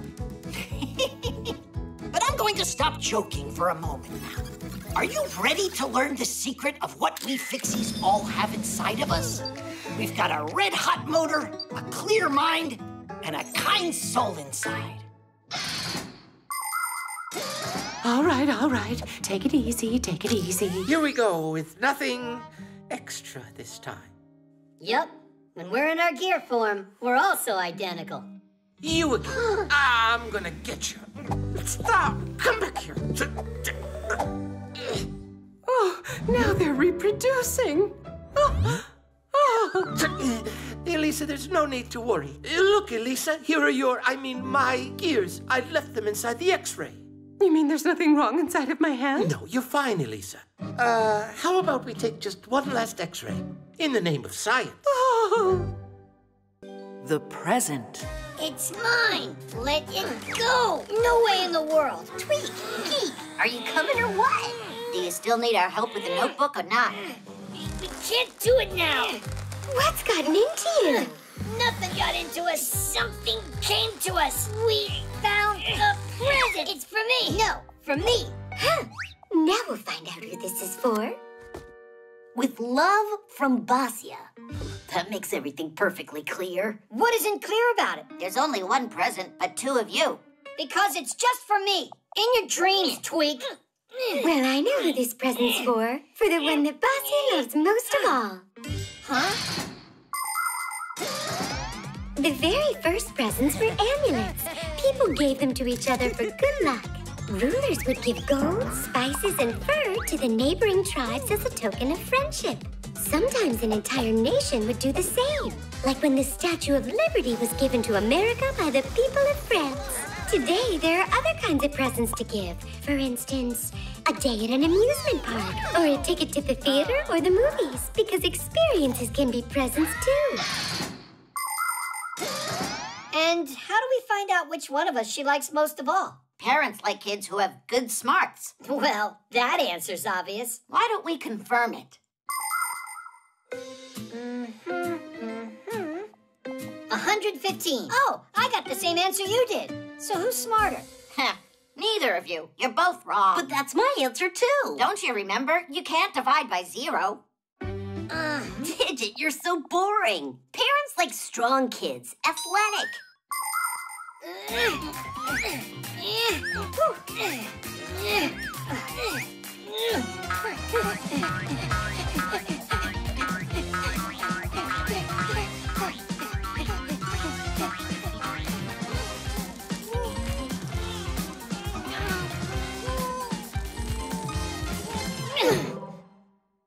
Who's smarter or stronger? Who cares? Parents really love whoever is the prettiest. Really? So which of us do you think is the prettiest?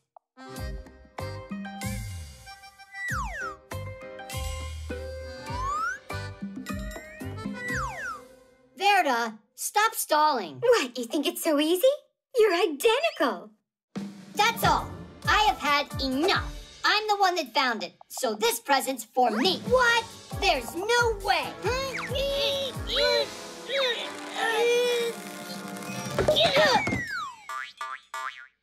Lipstick? Who's it for, if I may ask? For the one of them that's the prettiest. I guess that this was meant for you. I don't think so, Tweak. It must be yours, not mine. Just take it. Hey, you're the one who found it first. Found what? Basia? You know, we happened to find your present. It was by chance, only we don't understand. Why do we need this lipstick? And who said that that's your present? Who else would you give it to? I gave this present to myself with all my heart. Huh? Well, today is my birthday after all. Did you forget about it? It's easy to bring some joy to your mom, grandmom, or sister on their birthdays. And you don't need to buy anything to do it. You can make a present all by yourself. For example, you can make a rose like this out of a paper napkin. First, you need to unfold it. Now, fold one side toward the center, but not all the way. And wrap the paper around 2 of your fingers. That will give you a cylinder.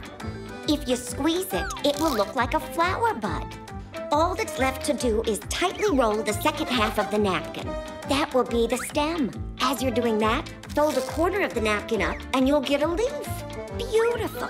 With a few of these roses and a bit of glitter, your birthday bouquet is ready to go. And your present won't wilt for a long time. Basia, we just had a little peek. Your present from us is cooler. Is that right? We want to give you a wish. Yeah, you can make any wish you want. Ooh, how nice. Do you remember how I asked you to fix the notebook? So, why don't you start with that? Let's go, Tweak. Let's go, Geek. We actually came over to help and to say happy birthday. Happy birthday, dear Basia. Thanks so much. We were just wondering, which one of your boys do you love the most? Is it the strongest or the smartest? Or the prettiest? To tell you the truth, I love each of them as much as the other. They both are good in their own special way. The birthday.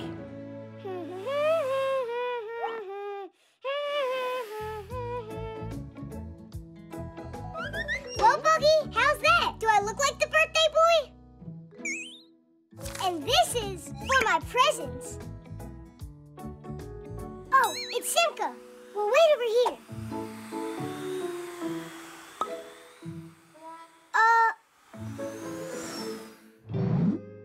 I know, she's making a surprise. Let's go take a look.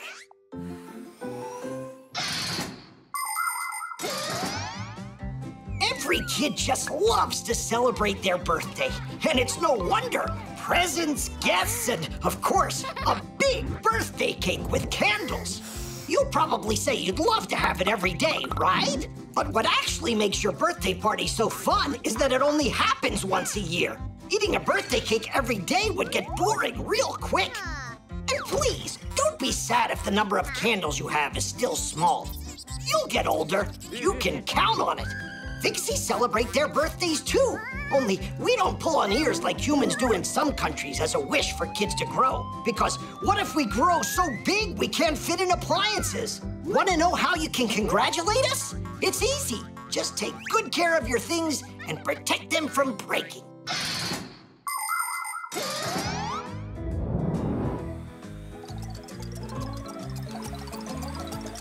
Look out! That was just like Nolik. You should have seen how he ran into this capacitor.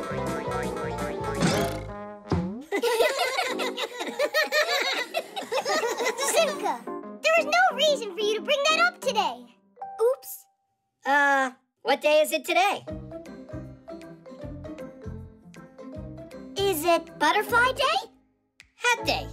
Music Day. What kind of music day? Did you forget? It's my birthday today. Oh, well then, happy birthday. That's all?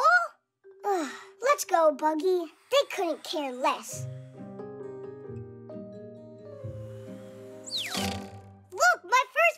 arrived. Oh, Nolik, that's mine. Sorry. Bye now. Hey, where are you going? Please, girls, stay focused. That was the third take you messed up. How about that time when Nolik was shooting us? Yeah, who could ever forget that?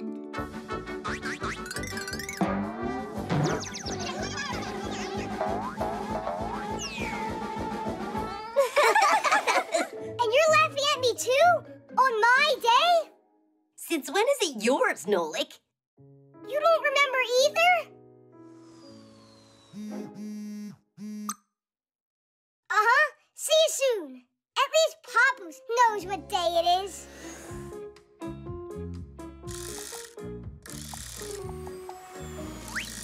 Oh, Nolik! Here, help me out. Give me a screwdriver. And, what is that? It's a projector. If you want a real movie theater in your own home, you'll need a projector. You plug it into your computer, pick a movie you want to watch, and the video signal will travel through the wire to the projector. There, a bright lamp and mirrors add color to the frames, so it can be sent to a movie screen or a wall through a lens that magnifies the picture several times over and brings it into focus. Some projectors don't even need a computer to work. The movies are stored right inside the projector. That goes there, right. Papoose, don't you remember what day it is today? It's Friday. That's all? I've had it with all you. I'm gonna go fly away to the moon. Come on now. Do you remember how that ended up the last time you tried? Are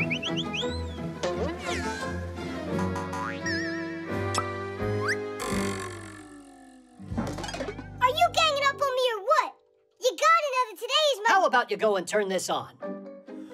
Yeah, I get it. That's all you need me for, right? I'll go live with some other fixies, and then you'll be sorry. I'm sure that they won't forget when it's my birthday. Oh, what's that?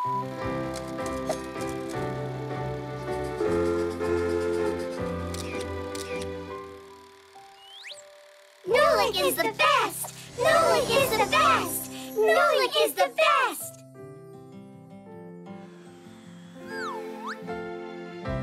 Happy birthday! And I thought you all forgot me. Hooray! Does that mean that now you'll stay with us? I'll stay with you until my next birthday. Then we'll see. The cheat sheet. Huh. Simka wasn't joking around. She came up with a whole lesson, even brought a board like a real teacher. Well, of course she did. She's not the one that Grampoos is making retake the test.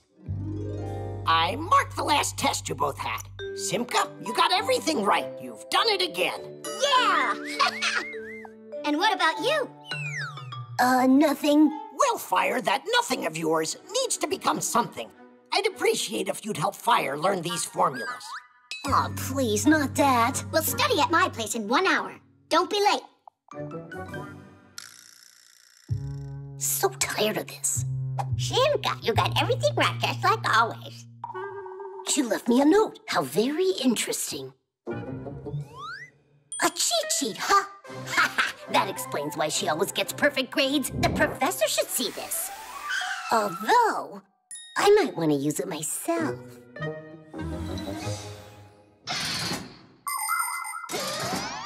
Legend has it that cheat sheets were used as long ago as the 8th century.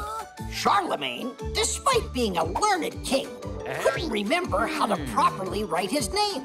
That's why he always carried a special piece of paper with his monogram on it to copy as needed. In other words, a cheat sheet. In theaters, there were human cheat sheets called prompters.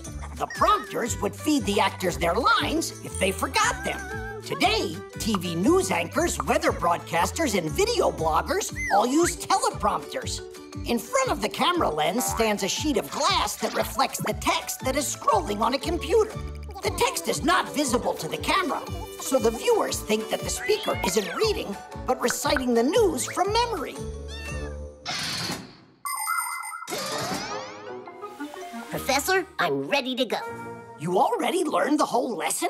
There wasn't a lot to study there. If you say so, take a seat.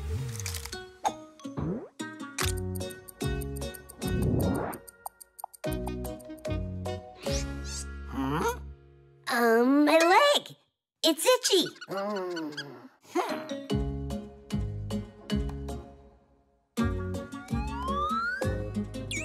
Oh, there's a pain in my back.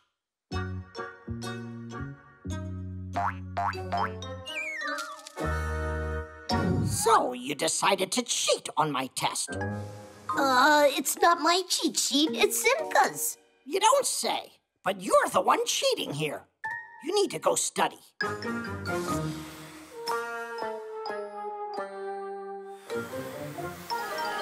You finally made it. I was beginning to think you forgot. I found that cheat sheet you were using. Anybody can get an A if they use this. And what did you get using it? Don't be that way, Fire. These kinds of things can only help you if you write them yourself. Don't make me laugh. Write on this. There's no space on here. Just write with small letters and accurately.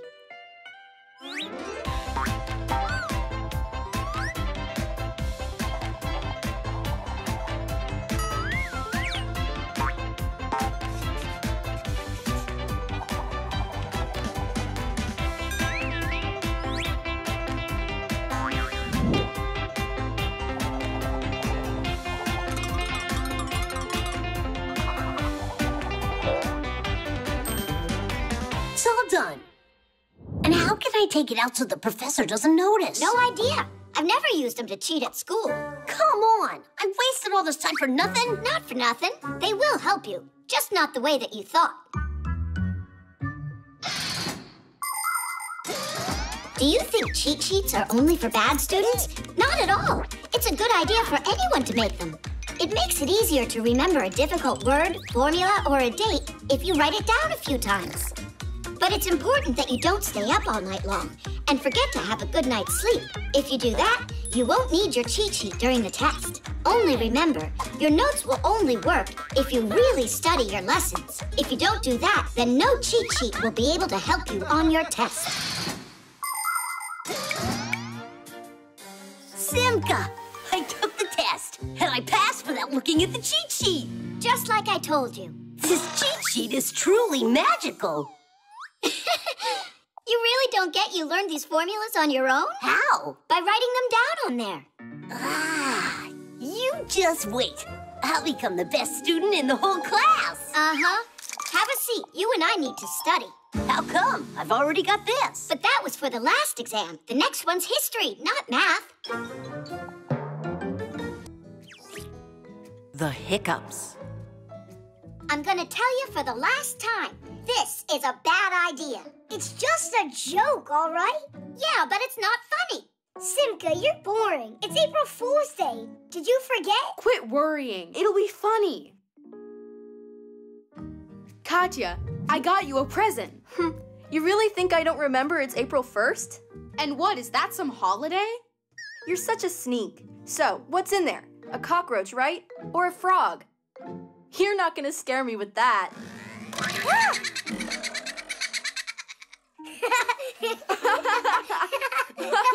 Come on, what is wrong with you? Haha, we got you, April Fool. You scared me half to death, you two. Hey, come on. We were just joking. Great joke. Way to go. You ended up giving the hiccups to her.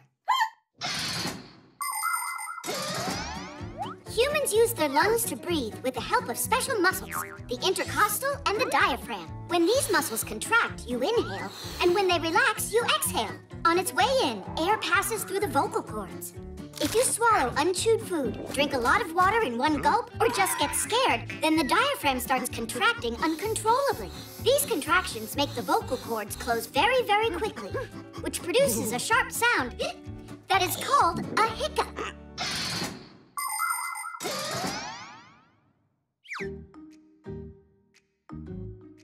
Looks like they're gone. You see, Simka? No need to worry. Thank goodness, but you shouldn't have done that. They're back? Katya, you gotta try holding your breath.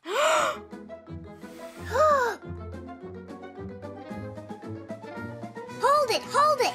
I can't anymore. Well, did they stop? Ah! Someone told me if you have hiccups, someone's thinking about you right now. You're right. But who? Mom? Guess not. Your dad. Not him. Chusaka. For real, Chusaka. No lick. Sorry. The chameleon? Maybe my teacher? Santa Claus? In April? All right. We need a different method. Nolik, why aren't you helping? Do you know anything we can try? Of course I know. You need to jump up and down on one leg and count while you're doing it. What? Nice try there. And think of something yourself. All right, we'll try your method. 1, 2, 3, 4, 5. How long should I count? I didn't figure that out yet. You mean you just came up with this idea? But look, your hiccups are gone. You're right. Aw, thanks, Nolik. You saved the day. People like joking so much that they even came up with a holiday for it. April Fool's Day. For centuries, kids and adults have been playing tricks on each other on that day. For instance, 300 years ago, a crowd of townsfolk gathered together to watch a unique show. But when the curtains opened, there was nobody on the stage. But that's what happens, and if you're not careful, you could get fooled too. One time, they showed a story on television about harvesting pasta that grows on trees. And many people believed it. How funny is that? Yes, tricks and jokes can be lots of fun, but it's important that they not be mean. Before playing a trick on someone, think about whether you would find it funny if someone did it to you.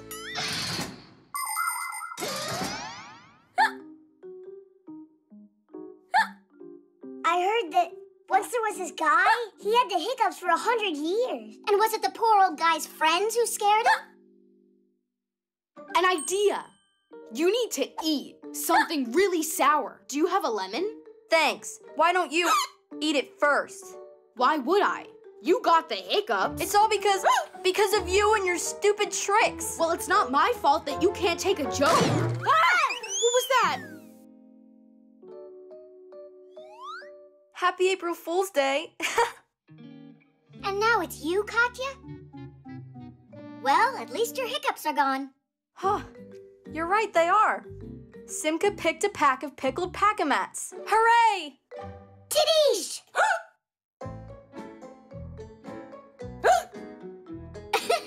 I guess the hiccups are contagious.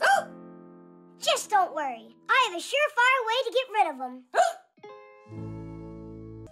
4, The bones. 5, 6. This way.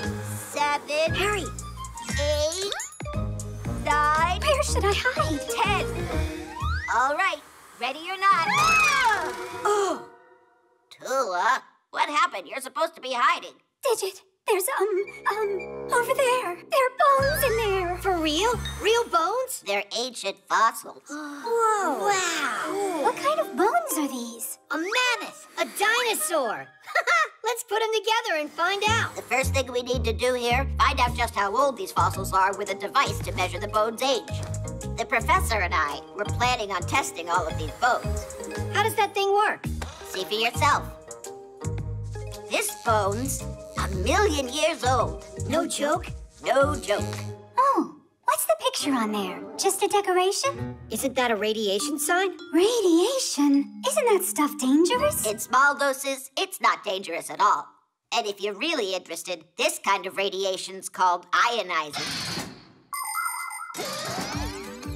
Ionizing radiation, or just radiation as it is more simply called, is a powerful force. Although it can be dangerous if handled improperly, when used safely, it can be very helpful.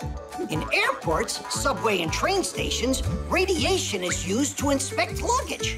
If someone tries to sneak their pet cat through security in a suitcase, it'll be discovered right away. And that's not all. Radiation helps detect tiny cracks invisible to engineers in airplanes and rockets. Different kinds of foods are exposed to radiation to get rid of pests and harmful bacteria.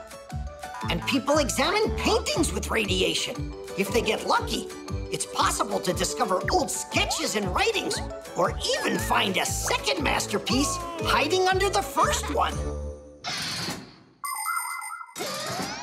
I heard radiation gives off a greenish light. Is that true? It's important to remember that radiation doesn't have color and no smell at all. Why don't we go just check the bones already? Because I am not done yet. And so, I say we do it ourselves then.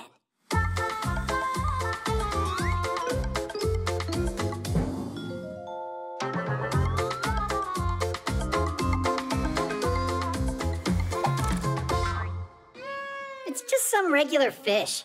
Yeah, real exciting. Let's get out of here. Geek, come check this out. There's more bones? How about there? There are lots more in here. Let's build something cool for Smarty Pants, a special specimen.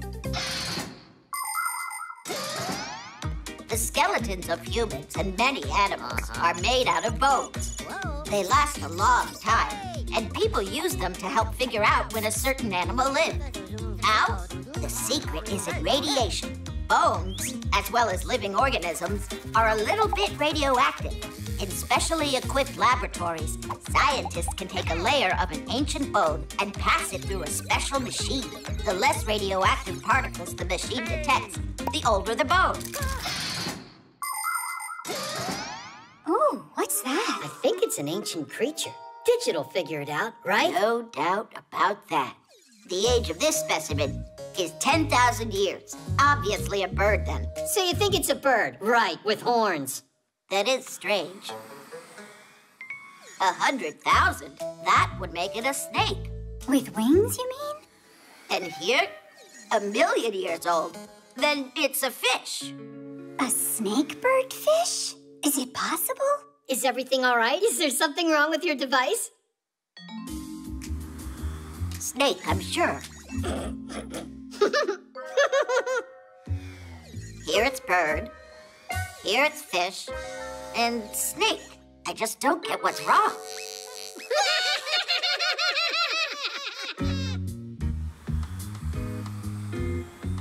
Digit, could there be 3 skeletons in there? What do you mean, 3?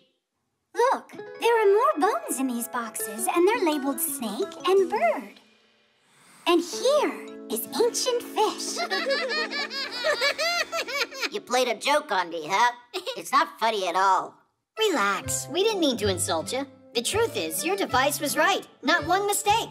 Of course not. Radiation's a really good thing if you use it wisely and with proper care. Digit, you're so smart. By the way, you missed some important parts of my lecture. So let's start. Hey, I thought we were playing hide and seek. You're it. But, all right. Here I go. 1, 2. 1, 2. Virtual reality. 4, 5. Ready or not, here we come. You find Tom Thomas, I'll find Katya. Boom! I never found anyone before that quickly. It's just because I'm bigger than you, that's all. It's not a problem for Katya. Now, where could she be? You're so small. That hiding's easier, everything's easier. Not a care in the world. You sure about that? I'd love if I could become a fixie, but it's just not possible. It's possible. How? If you put on a pair of virtual reality glasses. Oh, yeah! Katya's got a pair of them here. She's gonna be so upset she wasn't here when you used them. Yeah? Well, you won't be able to find them without me. Oi.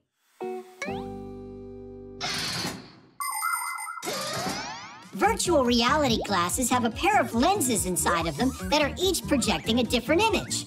The left image is very close to the one on the right, but it's shot from a slightly different angle, making the brain believe it's looking at one 3D scene.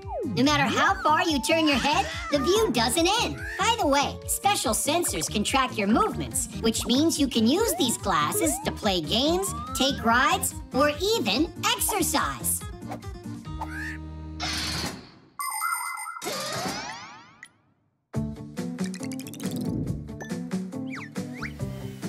game's done.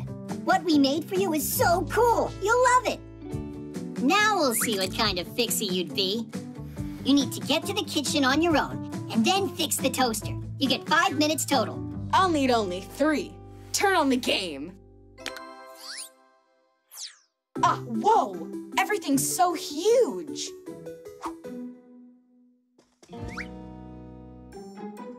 It's so high. Jump! To the floor? Like I said, he won't get through a minute of this. Tadish! That wasn't too hard. Now try getting to the stairs. It's only 3 steps to get there.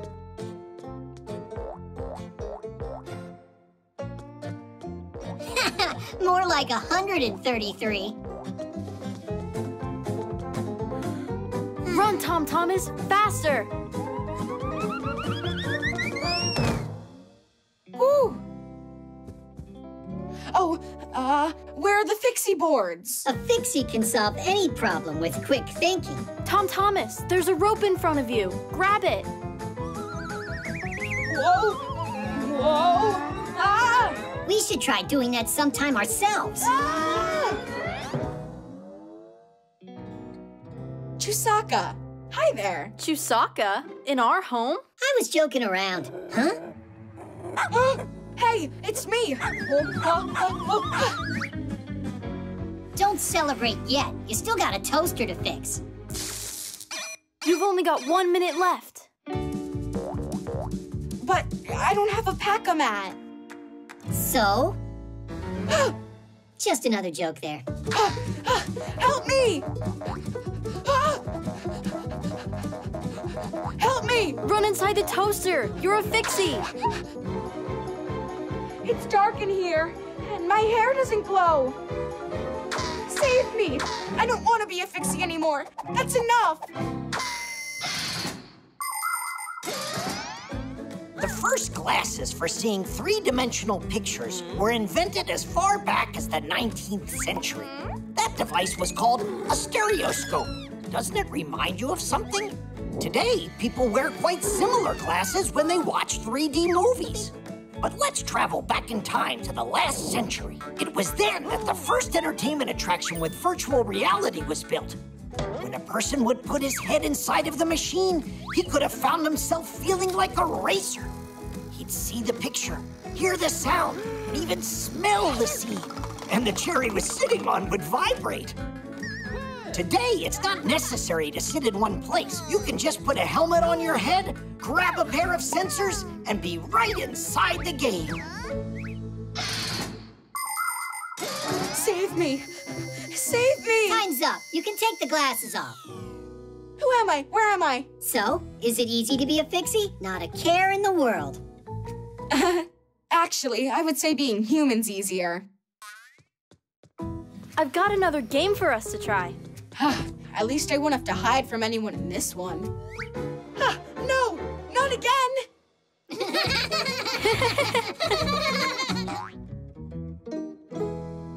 The eraser. Nolik, did you get your homework done? Uh-huh. Then what is it that won't let electricity pass? An electrician? Maybe I won't get called on. Maybe I can cast you a spell for good luck. I wish I had a good luck charm that could protect against getting bad marks. If you would just do your homework, you wouldn't need to depend on magic. Simka, wait a sec. For my tests, I use this lucky charm a lot. That's an eraser. But a special one. It helped me get A's on my last few tests. Tom Thomas, please let me use it, just for one day. You? Well, I don't know. All right, just be careful with it. It's so heavy. It must be from all of that luck inside of it.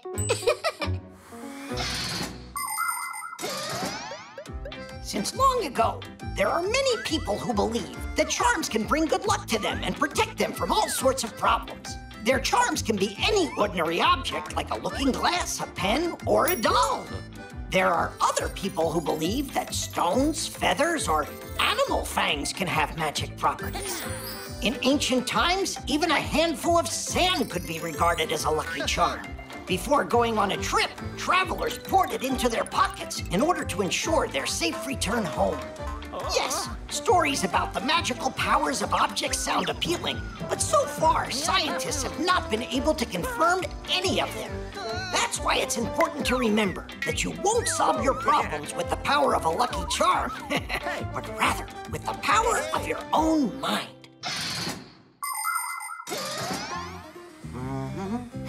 Nolik, you're late for class. And what did you bring the eraser for? Let's see. First, we're going to hear from... Maybe it'll help me too, Nolik? Hey, leave it alone! Simka, can you tell us, what is that? That's an electric circuit with a lamp. That's right. And who is going to tell us? It's working. Why the light bulb in this circuit is glowing? Do you want to try it? Digit, the light bulb is glowing. Can you tell us why? Yeah, because there's a filament inside the lamp. Mm-hmm. And it gets heated up by the electricity running through the wires. Just a coincidence. Can I try it too? Go ahead. There's enough luck for everyone. I'd look at my homework if I were you.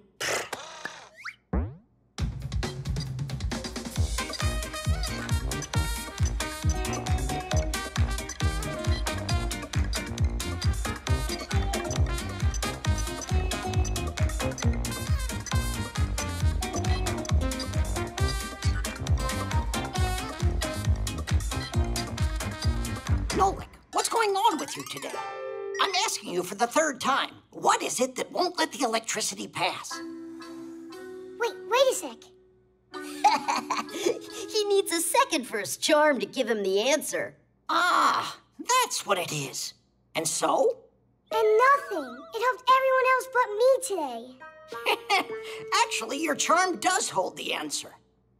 Can you tell us what it's made out of? It's made out of eraser. And erasers are made out of what? We can't keep stretching our lesson out like rubber. Is it rubber? Erasers come in all shapes and sizes. They're made out of rubber, a material derived from latex, the sap harvested from rubber trees that grow in tropical countries. Although today, most rubber is a synthetic made at factories. The rubber sap is mixed with dyes and sulfur to help it solidify, and then the mass is heated and formed into a sheet. After the sheet cools, it's cut into pieces that can be used as erasers. By the way, the very first erasers weren't made from rubber, but from bread. You mean rubber won't let any electricity pass at all? Well, you're absolutely right. Want to check it?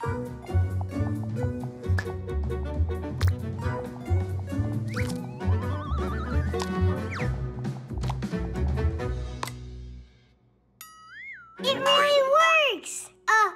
It doesn't work! Well done, Nolik. How was it? Did you get some luck from my charm? For sure. You're kidding, right? I was just joking. It's just a plain old eraser. No, not at all. I got an A using it at school today. But I know I'll be even luckier if I do my schoolwork. Are you sure? 'Cause Tom Thomas might have another one of those good luck charms around here.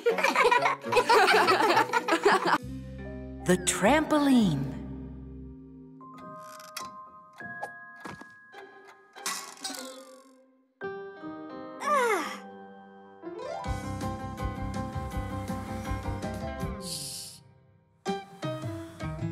Tula, do you know where Simka is? Uh-huh. Found you, Simka. Tula, why'd you tell him where I was hiding? Hey, what's going on? I'm in a bad mood today, that's all. Then play hide and seek with us. That'll make your mood get better. It won't do anything. I'm gonna be in a bad mood today. That's what my horoscope tells me. What? That's a joke, right? Fixies don't believe in all that nonsense.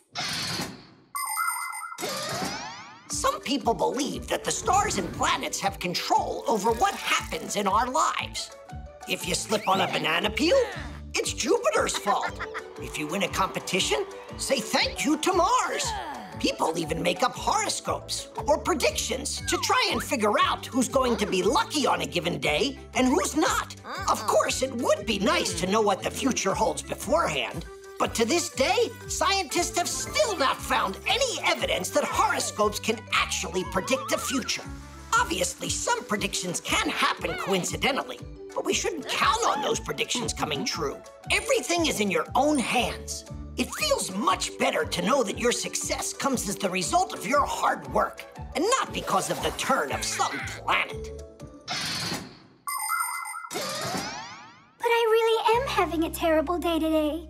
That means the horoscopes aren't nonsense. I say we check and find out. 5, 4, 3, 2, 1.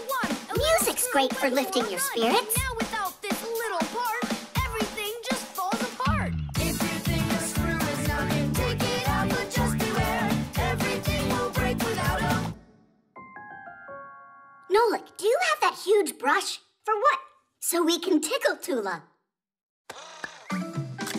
Hey, what's that for? Tula. Hey, where are you going? Wait, I'm gonna cheer you up.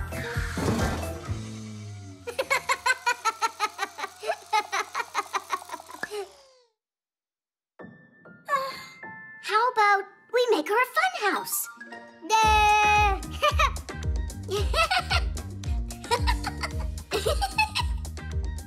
Whoa.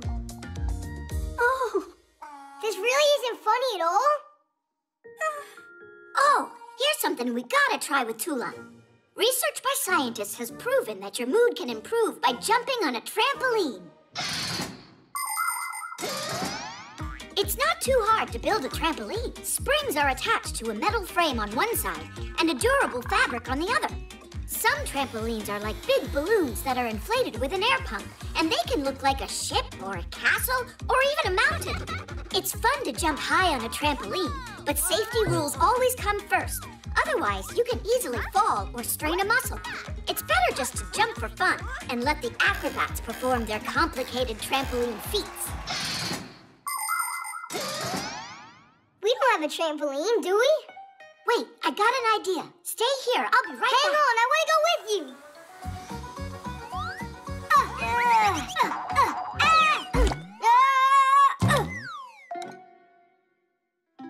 It might work.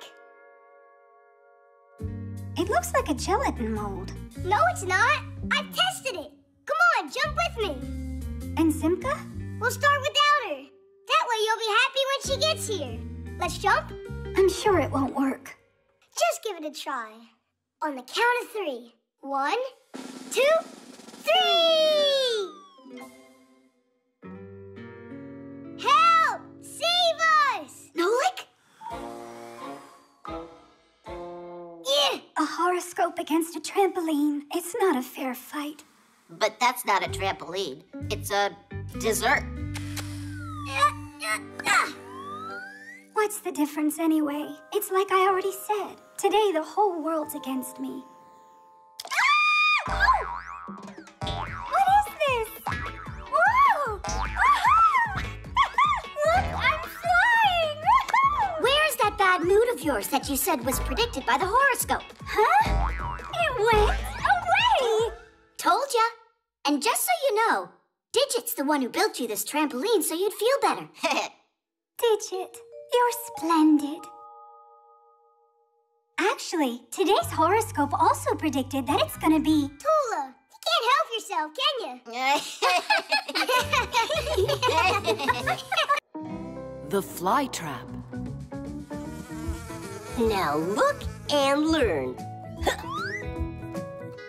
Ha-ha, you missed again. 'Cause I'm not warmed up, Nolik. Lucky shot. Oh. And that time? What about it? That was luck too.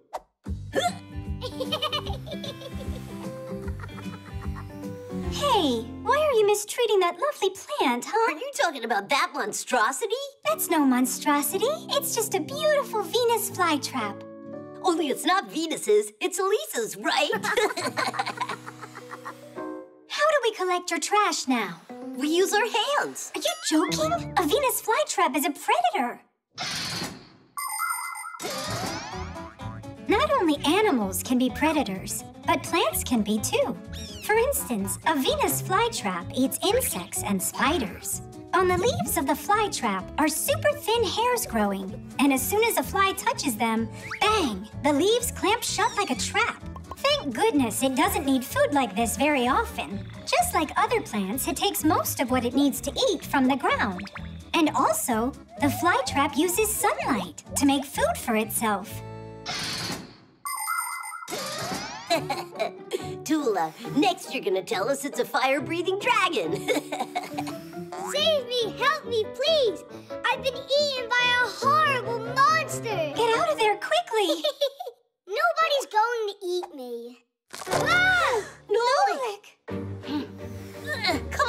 Come on, open! Nolik, push! Don't stand there, help! You're gonna hurt the poor plant doing that. Your little poor plant ate Nolik just now. Well, the flytrap must have thought he was a fly. You gotta get me out! Now there's this sticky stuff in here. Poor Nolik. Not a crowbar, stop! Maybe use a hook? Nolik, grab it!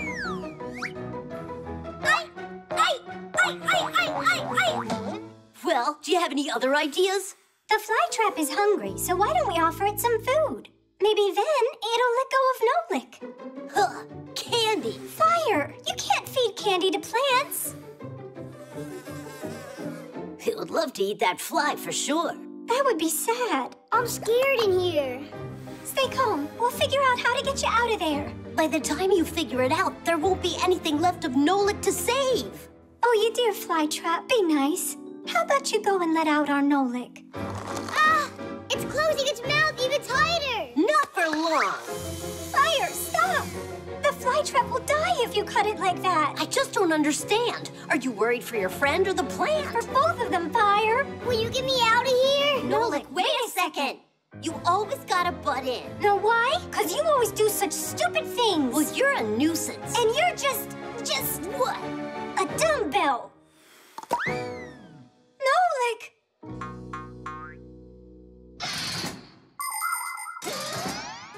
Growing a plant is a long process. The first thing you'll need is to get yourself a pot. At the bottom, you can add small rocks to help the water drain better, so the roots of the future plant won't rot. Next, pour soil over the rocks, place a seed in a small pit, cover it, and then water it. And continue to water it whenever the soil dries up. But it's important not to overwater. To make the plant grow faster, put the pot in a warm and sunny place. In the winter and fall, when there are less sunny days, you can put your plant under a special grow light. Just remember not to rush. Try to be patient, and then one day your sprout will break through the dirt and then grow into a healthy plant, if you take care of it. Nolik, wake up! Nolik? Nolik. Oh, he's all right. I didn't get eaten? No, you didn't. You figured a great way to get out of there. You turned into a screw, and the plant spit you out. Tadoosh. Don't ever try that again, predator. Who are you calling a predator? You're right, Tula. Forgive me. And Flytrap, I'm sorry for what I did. Maybe we should feed her? After what you did to her, let her rest. Although, I know how you could be nice to that plant.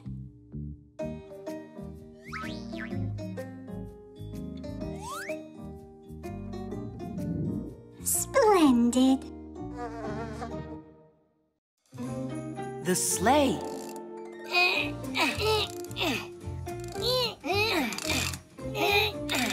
All right, let it drop.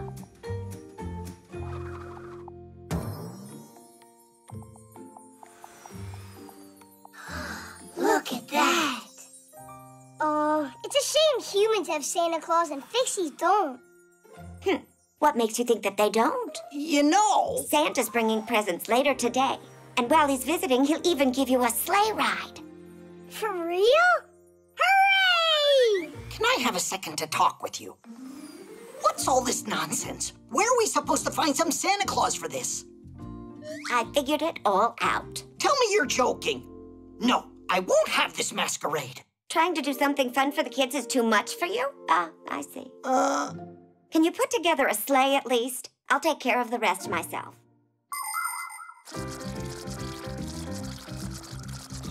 Oh, that was a lot of work. Oh, wow! It's a sleigh! Santa Claus really showed up!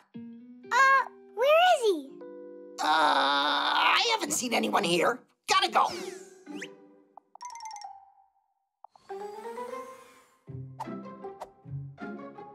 I'll take one ride, that's all. Santa Claus won't care.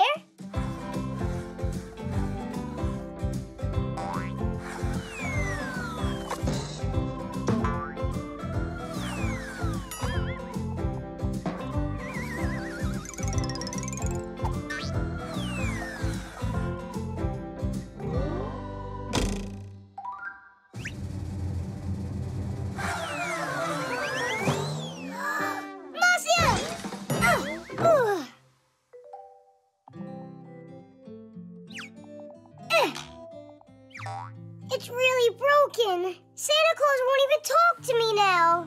What am I gonna do? Serves me right.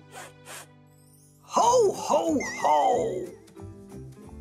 Santa Claus? Whatever happened here? It was an accident. I didn't do it on purpose. It needs to be fixed. Think that you could help me? Uh-huh.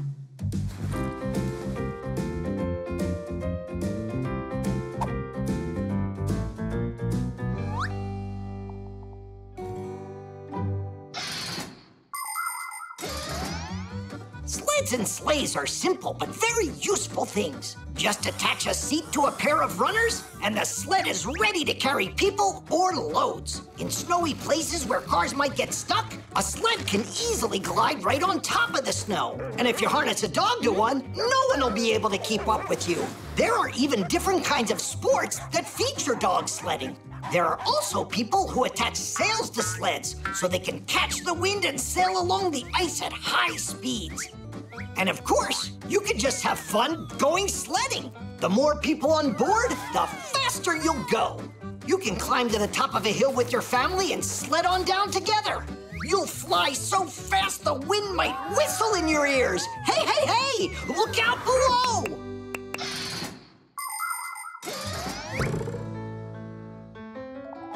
Kadish!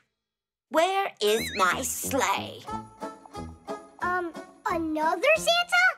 I'm Santa Claus. No, I'm the real Santa Claus. You are just an imposter. I think your beard is about to fall off. Now I've got a sleigh ride for you. No, I'll give you that ride. Hey, this is my sleigh. Is that so? I got 2 Santa Clauses at once? Class! Wow, I am so lucky! You certainly are. 2 is much better than 1. Now that's one thing we agree on. Oh, wow. Looks like a Santa Claus party over here. Isn't he cool? Which do you mean? The one that looks like Nolik's Grandpa's or our Vassia? So, are you ready for your presents?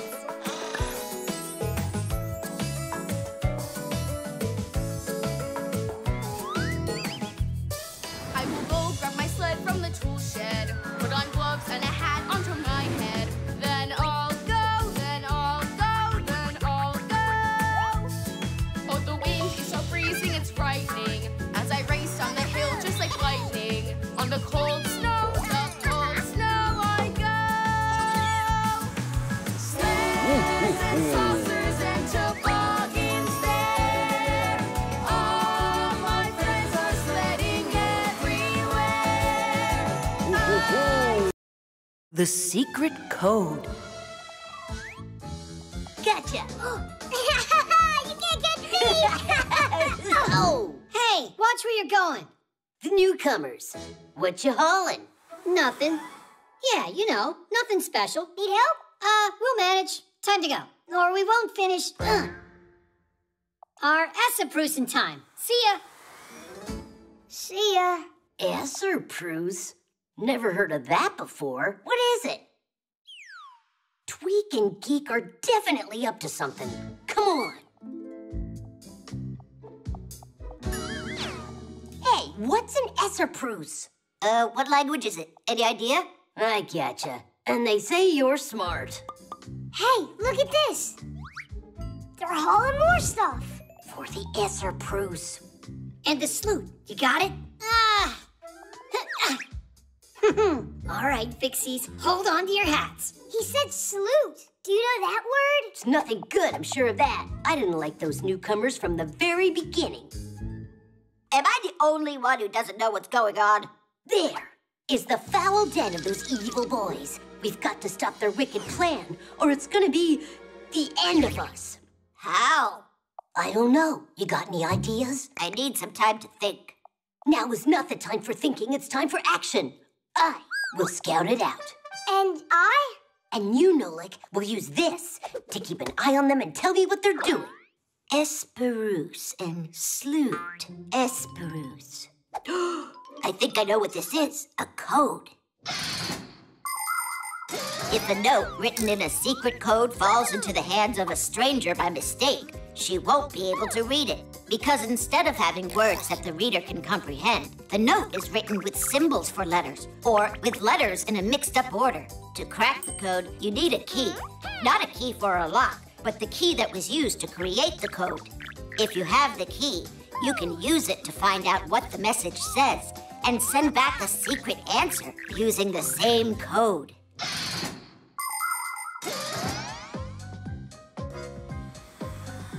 Blue, come in. This is Red. What do you have to report? Red, this is Nolik. Blue, I meant to say. The twins are flying off towards the warehouse. Hi.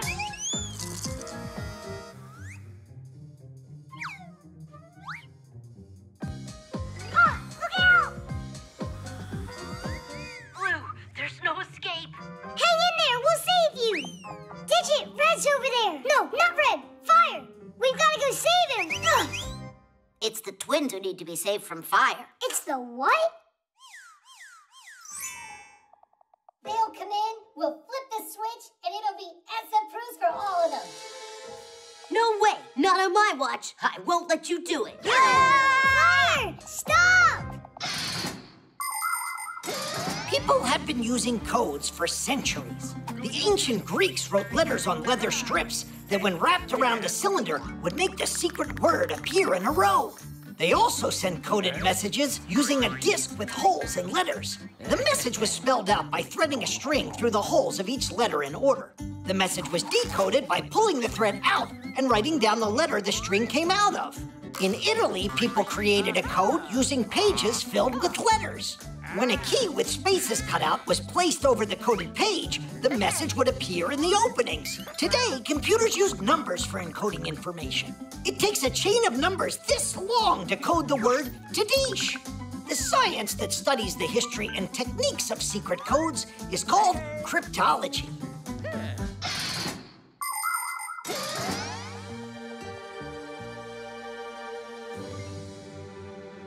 Hey, you never got taught how to knock? Our Esserprus is ruined now. All right, since you're already here, then... Surprise! Look at this. Where's the Esserprus? Look. Esserprus is just surprise, backwards. It's a secret code. We didn't want you to find out about it ahead of time. Come on up here, quick!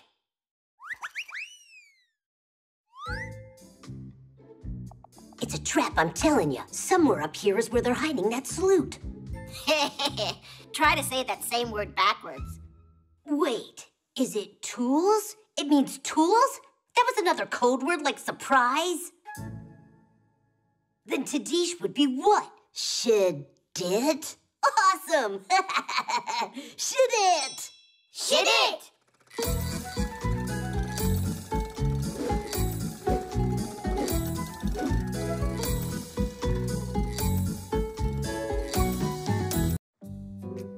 The sneakers.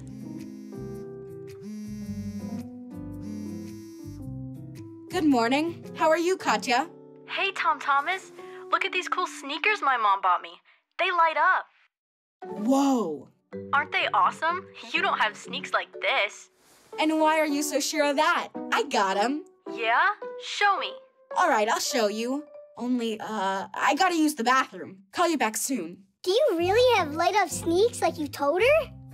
No. But you know, I have these two friends. They can make almost anything in the world. Light-up sneaks included. Or maybe they can't do it? Actually, they could do it. They would be no problem. Just attach the little lights and you're done. All right, Nolik, you get the batteries. And Tom Thomas, you get your sneaks. Uh-huh. And I'm off to the laboratory to get light-emitting diodes.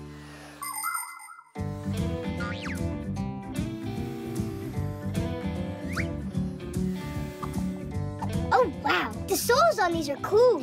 Your soles are just like that. Really?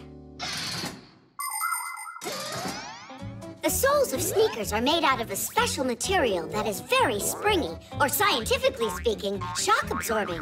That's why if you walk in sneaks for a long time, or run or jump, your back and legs won't get tired. The bottom of the sole is never smooth. It has a lot of bumps and pits, or even spikes, so you won't slip on grass. Sneakers also have little holes or mesh, so your feet don't get too hot and sweaty.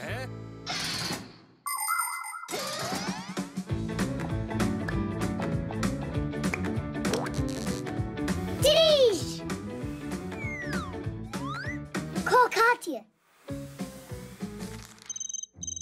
So, where are your sneakers? Show me. Here. Whoa. And my lights are so much brighter. But I can turn mine on with a remote. Watch this. They're on. Up. They're off. Ha! Mine turn on and off when I jump. I don't believe you. Oh, Katya, can't see you. What's wrong? Huh? Tom Thomas? Hello? What? The lights on your sneakers, that's not how they work. Don't I have these really good friends who know how to make anything in the world? Yeah. Hello? Hello? Tom Thomas. Oh, everything's working fine again. Watch this. Hup. Now they're on. Hup. Now they're not. Hup. They're on. Hup. They're off. Hup. Hup. Hup. Well, you know, I bet your shoes can't blink. Well, you lose. And my sneaks don't just blink. They can change colors, too. Tom Thomas? Don't you know how to do it? We don't. These lights have one color, that's all. Just one last thing for me. Can you see me? Ugh. Nolik, I got it. Grab your paint gun. Uh-huh. Look, now all the lights are white. But if I want, they can be green, or they can be blue, or I can make them orange if I want to. Or they could be purple, or light blue, Or yellow.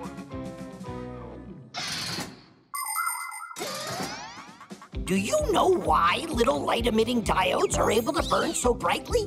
The secret to this wonderful invention is a special multi-layered chip located inside the diode that conducts electricity. These chips are made from thin, round wafers that get many layers added to them. The wafers are then cut into thousands of tiny square pieces, the chips. These chips have atoms with electrons that travel around the nucleus. The electrons are able to transport electricity.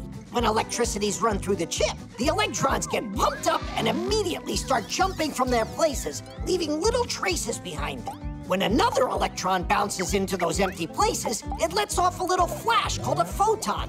And these photons, they're the light coming out of the diode.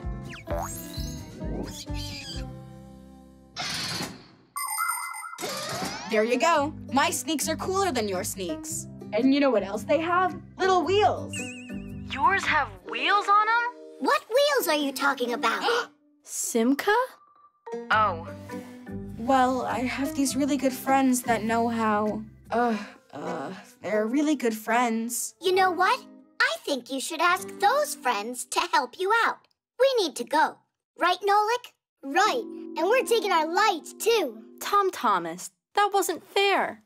Not fair at all. I agree. Wheels would have been just too much work. Aha! I see it wasn't only me using the fixies to do everything. Those two can sure keep coming up with crazy ideas. Uh-huh. First this one, then that one.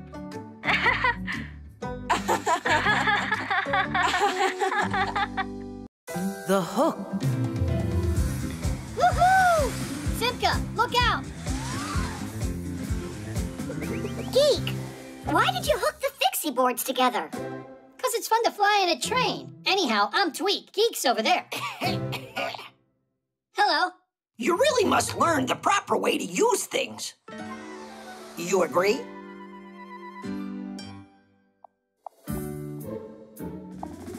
How can we do that?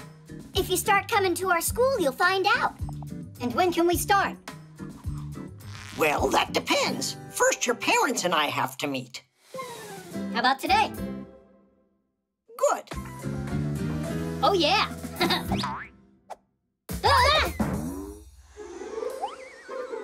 Hooks are not something to count on. Ugh.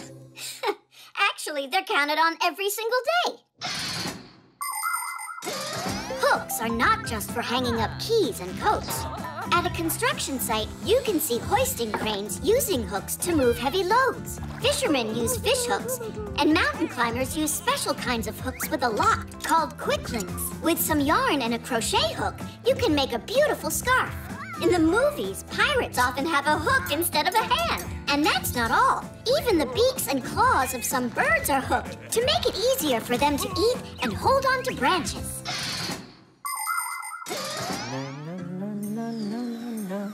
Irons, phones, and toasters, MP3s and TV screens.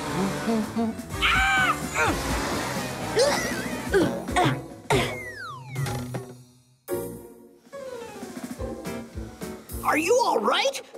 You've got to be kidding me. My apologies. So, how many other fixies have you gotten with this hook? What? That isn't mine. Looking at you, one would think you're a respectable fixie. Oh, really? Well, someone your age shouldn't be a daredevil in the air. So you're saying I'm old, is that it? Yeah, not exactly. That's enough, mister.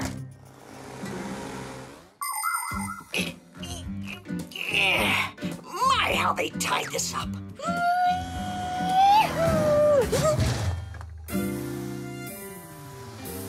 Wait a second, you again? It's you? How did you end up in here? It looks like I missed a turn.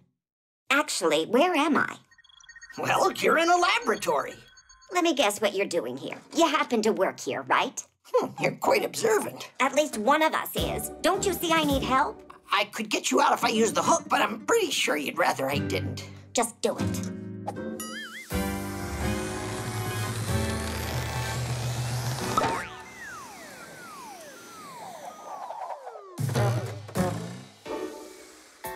Please learn the proper way to use things now, will you? And I'm so glad to see you as well. Did you already have your meeting? With whom? You said that you needed to meet with our parents. Basia! Basia? Children? You mean you're the parent of these boys? What? And you're actually the professor at that school for fixies? Ha! What an outrage. I believe you forgot something. So this was your concoction. Chips off the old block. And generally on their very best behavior. You mean like you are, their grandma? A lot of fixies are real homebodies, but not me, not this Basia. I've spent my life moving from one place to another. I've been all over the world. When I lived in Paris, I screwed into one of the legs of the Eiffel Tower as it was being built. And in Great Britain, I fixed a tea kettle for the Queen of England herself.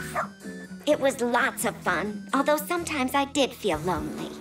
But then everything changed the day I found a pair of gears at a dump. They were a little rusty, but quite nice, and a totally matching pair.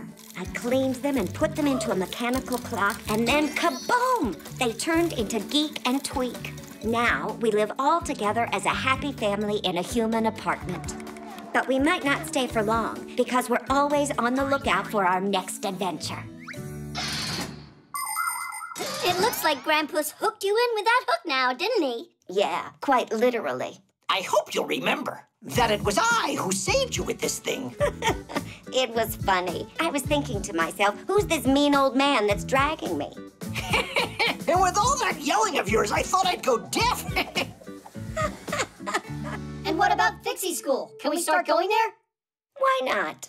There must be a thing or two you could learn from the professor. But please, without the jokes, okay? We can't guarantee that, but we'll give it our best. Tidish! The pump.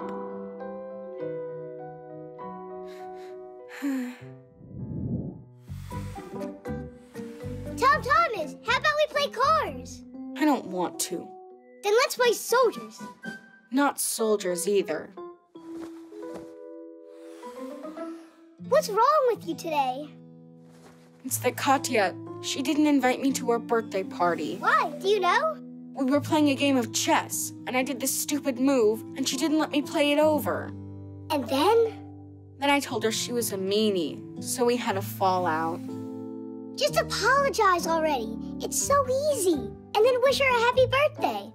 It's so easy for you to say. I don't have a present, so how can I go? Do you have balloons? Sure, right here.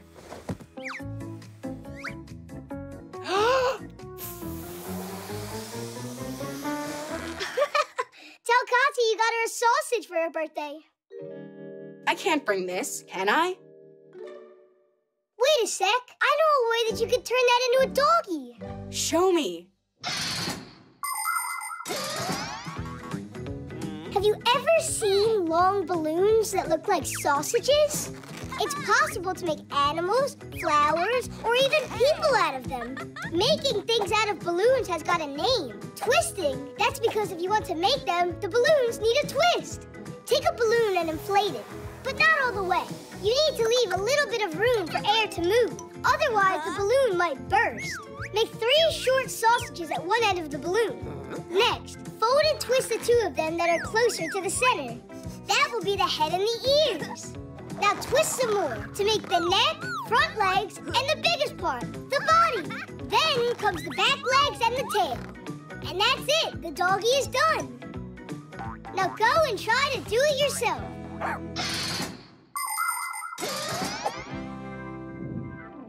It's not big enough for a gift. You need to give her more than that.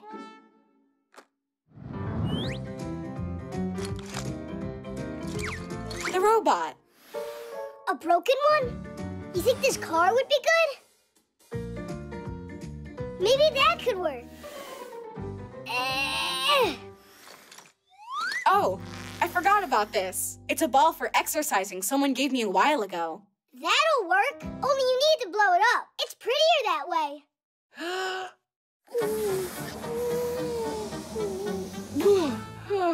I got dizzy from that. Then how about a hairdryer? Yeah, or a vacuum cleaner. You've got to be kidding me.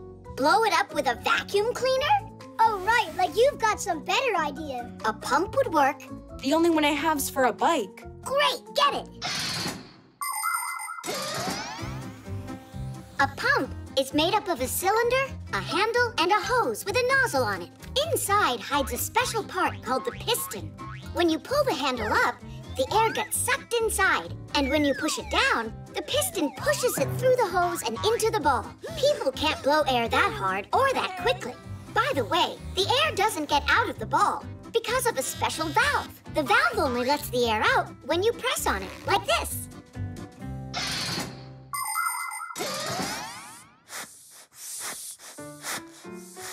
What inspired you to take out that old present after a year? Tom Thomas is going to give it to Katya for her birthday. Are you guys serious? You're going to give her some old thing you don't want? Come on, Simka. The ball's practically new. I'd say used is more like it. A present is something you should put your heart into. And what did you put into that? He put the air in it. Look how he's pumping. Anyway, you can't give presents like that. Yes, you can. No. Yes. No. Yes. Ah!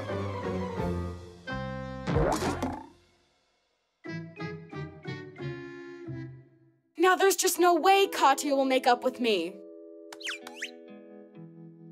No panicking. Oh, do you have more of those balloons? And we've got your pump. Everything's gonna be all right. Tom Thomas? Happy birthday, Katya! Happy birthday.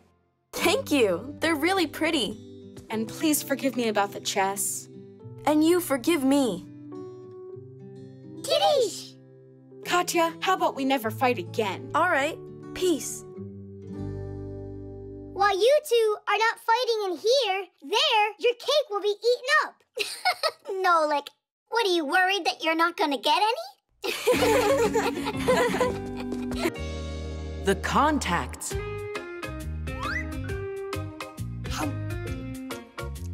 Shh. Mom's about to stream her broadcast. A live show? Does that mean I'll be on it?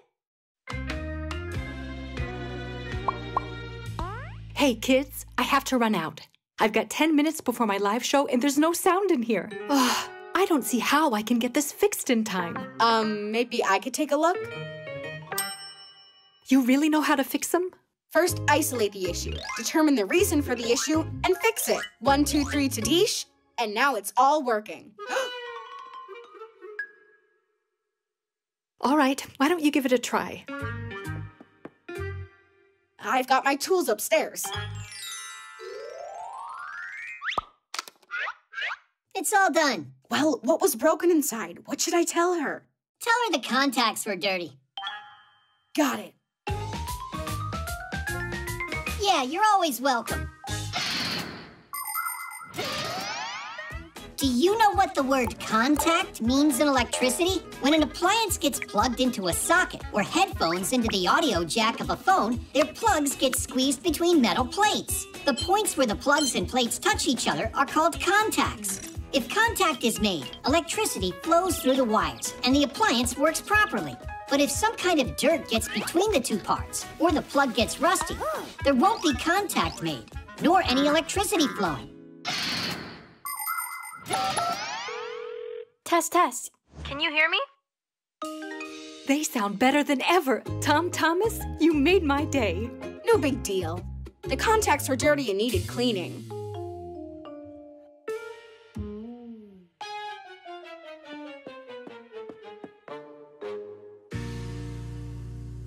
Now what's wrong with this? Let me take a look.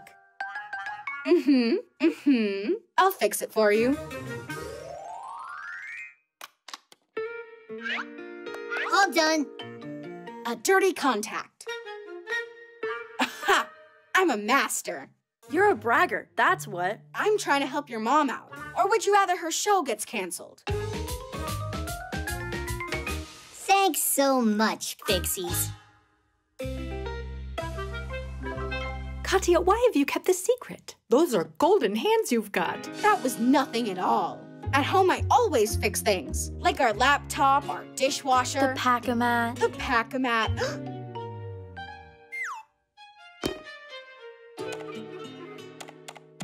Why doesn't anything work? The blender's broken? Tom Thomas can fix it in no time. But electrical appliances can be dangerous for kids. Of course he'll have to unplug it first. I can't do it in front of you. I'll get nervous. All right, we've got 5 minutes to do this. And don't plug it in yourself. What were you thinking? You gotta get the Fixies to come. What's wrong now? Oh, you're right on time. Could you fix this?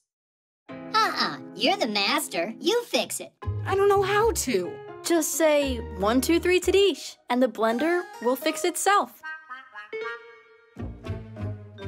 Oh, please, you gotta help me out. I promise I won't brag anymore.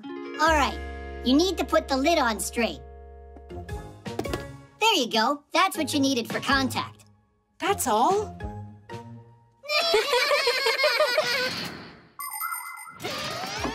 Many smart appliances have safety features designed with children and forgetful adults in mind. Like refrigerators that beep if the door is not closed tightly, or washing machines, electric kettles, and irons that automatically turn off when they're done working or left unattended. Appliances like juicers, slow cookers, and food processors are designed so you can't turn them on if the lid isn't put on correctly. Pretty cool, right? There are even cars today that can detect if they're going to hit something and brake by themselves. It's very convenient.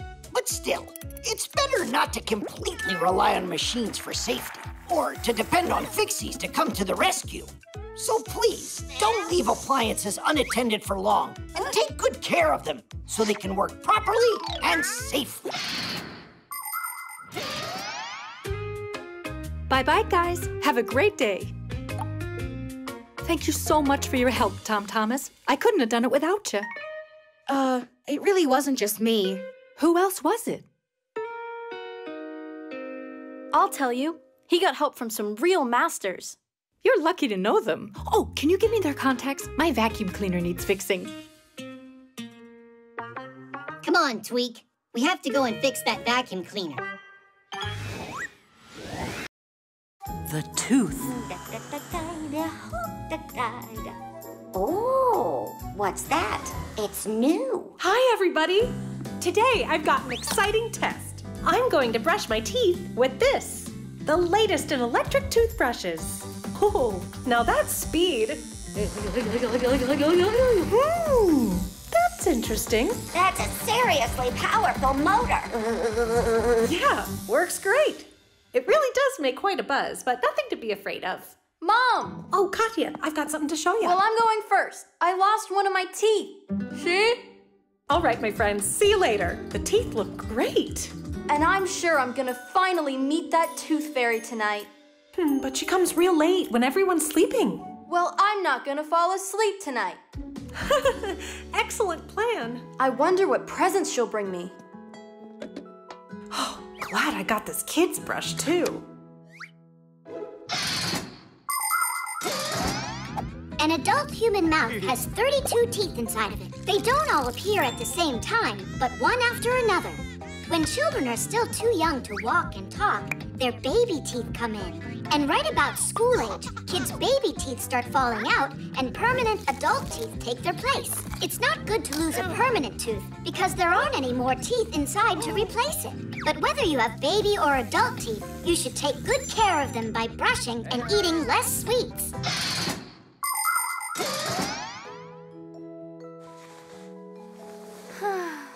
She fell asleep.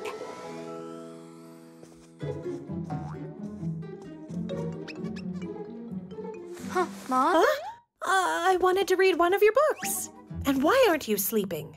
The fairy will be here soon. Oh, right. Whew. I almost got caught there.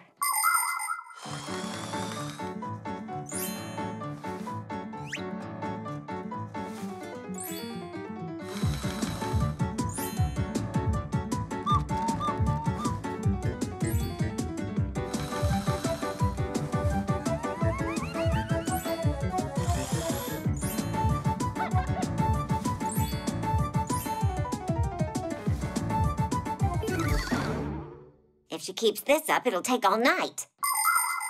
I hope it's normal for tooth fairies to bring kids chocolate. A toothbrush would be way too heavy to haul. Huh? Mom, is that you again? A fairy! Uh-huh, the tooth fairy. I can't believe it. You're finally here. No. Just give me your tooth, and I'll give you a present and be on my way. Hey, your wings, they're not real, are they? They're just for decoration. I do my flying on a scooter. Oh, yeah. Wait, is that a pack-a-mat you're wearing? Who? Where? You've got a pack-a-mat. You're a fixie. You know, I've stayed here for too long. I have to get going. I have hundreds of more teeth to collect all over the world. Kids are waiting. Ciao. You want my tooth, right? Oh, yeah, right. And please say hi to both Geek and Tweak. Uh-huh, I'll tell them. Oh. I see. You're the boy's granny. Oh, that's great. Shh. Do you know how to keep a big secret? Uh-huh. Yeah. I'm their boss, yeah. Well, I gotta go. Tidish.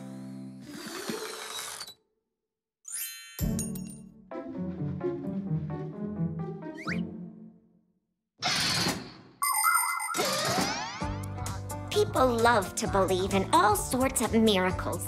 As soon as a child loses a tooth, it has to be put under the pillow, so a fairy or a mouse will exchange it for a present or a new tooth.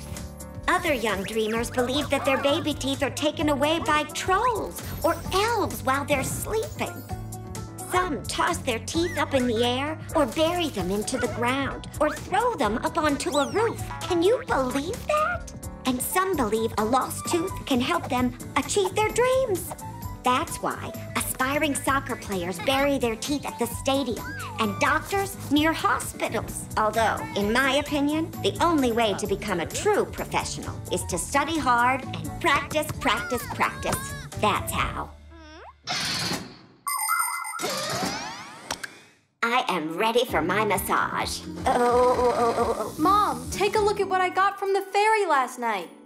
Are kids supposed to use these? Should kids use them more than anybody? Don't you watch my videos? Yeah, like every day. Haha, feel funny. Your tooth fairy got a great gift for you. Uh-huh, and the chocolate was delicious. What chocolate was delicious? This toothbrush is just class. It brushes by itself. I wish it would do my homework for me. And what was all that about the chocolate? The computer.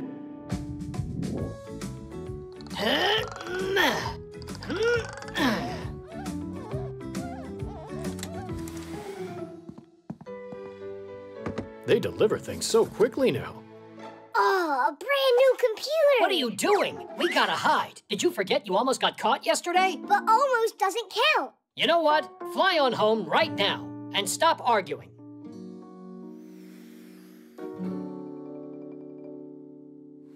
Here goes.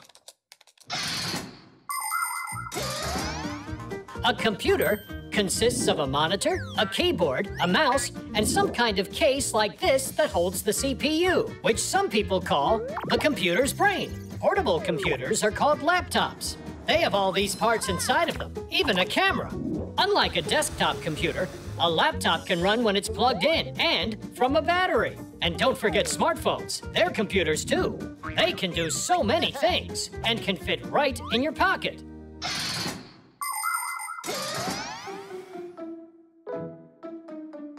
No, my Pac-A-Mat. I left my Pac-A-Mat here. Papoose, where are you? Uh-huh, I see. You're in my computer now. He's what? I need all of these programs installed, and an antivirus too. Can you do that? That's excellent. Let's fixalate to make it great. Let's fixalate? It's what my son says. It makes me laugh. Papoose is in the computer? You said you don't need me for now? All right, I won't bother you then.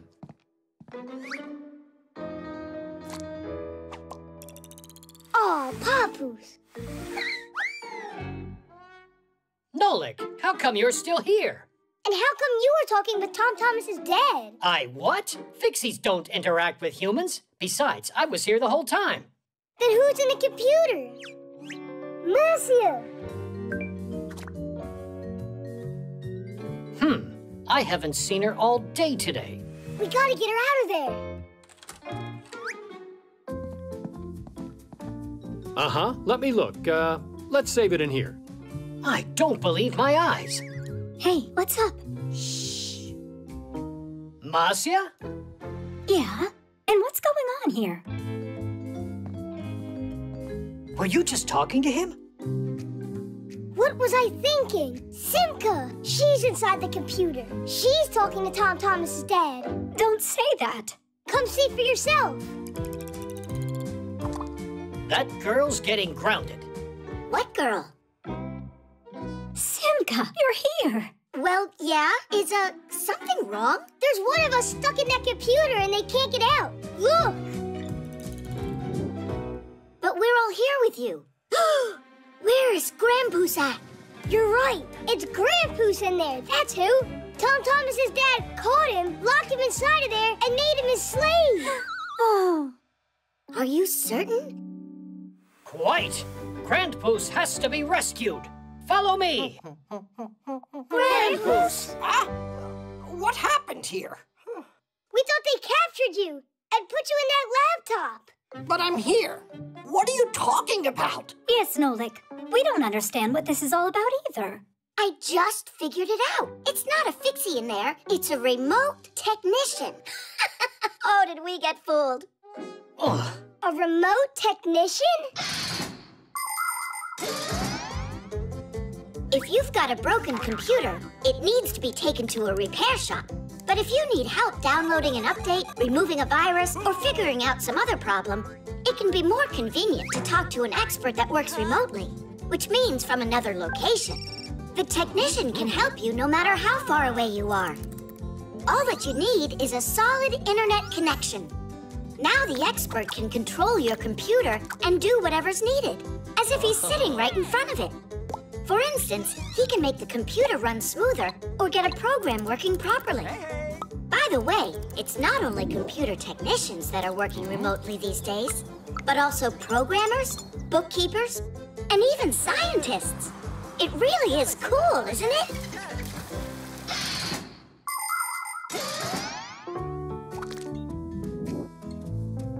This is great. It's all done. Thank you so much for your help. Actually, I have one more question.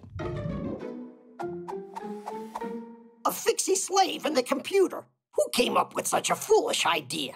Why are you looking at me? You should blame Tom Thomas's dad. He's the one who called tech support. The touch screen.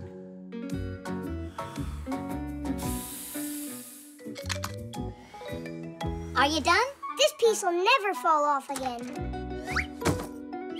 Tom Thomas, you're finally back. We were waiting and waiting for you so long that we fixed everything. Oops, well, almost.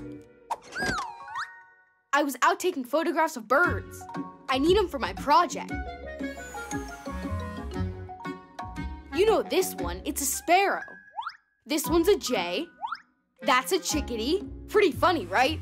And now my favorite. Ba-ba-ba-bam! What? Is that a bird? I was trying to get a picture of a bullfinch. Only you got some kind of ba-ba-ba-boom. It's all because of these stupid gloves. By the time I took them off, the bullfinch already flew away. And what did you take them off for? Because when I have them on, the buttons don't work. You just need to try to press harder. No, that won't help. Guys, are you telling me you don't know how the touchscreens on your smartphones work? I don't know. Me neither. How can you not know that? Well, thankfully, you know someone here who knows it all. And you're that someone, right? Yep. Under the glass of a touchscreen, there's electricity flowing that can be conducted through a person's body. When someone touches a phone or a tablet with their finger, some part of the electricity flows into them. People don't feel it because the charge is very weak. But the sensors behind the screen notice this change and send a signal to the device's brain. Now it knows what needs to be done, like answer a call or write a message.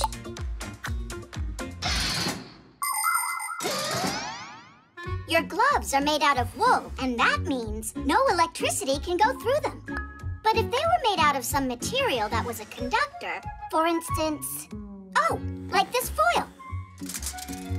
Let's wrap it around his finger.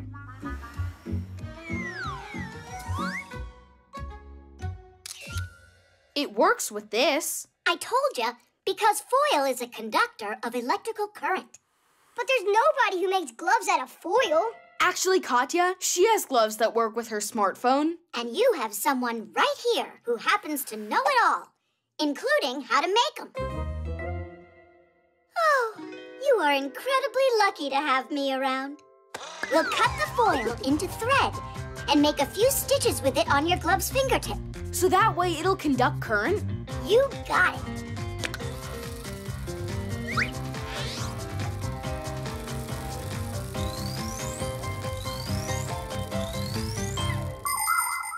It's all done. Thanks so much.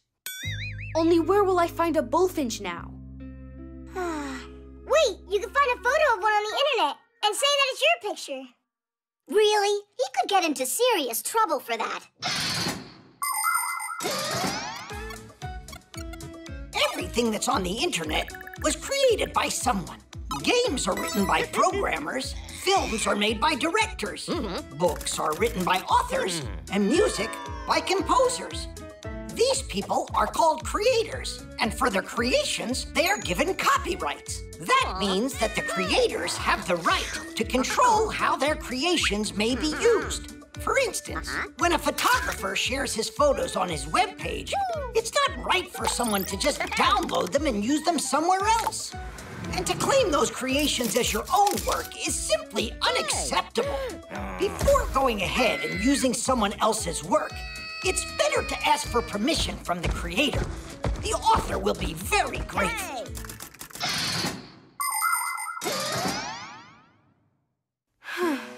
What, did I do all that for nothing?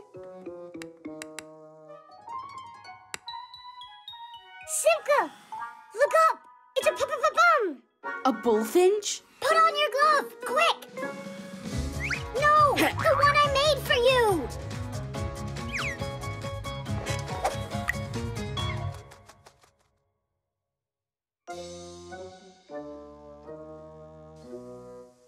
Why'd you scream for me to put a glove on anyway? When I'm inside. That was the order of the one who just happens to know everything. Oh, you're right. Actually, I'm so lucky to have her around.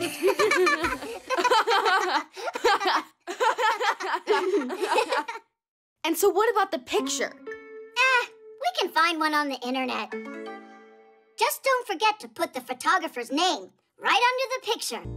The quadcopter. Katya, would you like to go with me? No. Suppose that you wanted... Nah. Just say what you want to say. Katya, let's go to the movies. That's easy for you to say. This is about asking her to go to the movies, not a walk. Ah. Well, in that case, just send a text to her. Or better, write a letter and send it. By the time it gets to her, the movie will be over already. And what if we send it by quadcopter? Class! And I can send back Katya's marker, too. Now launching our postal quadcopter. Let me help. Nolan! Steer the other joystick.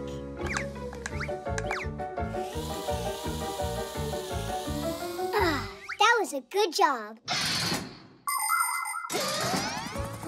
A quadcopter looks like a helicopter, only it's smaller, and it has 4 rotors. They can also carry a camera, which means they can not only fly fast, but can shoot videos and photos too.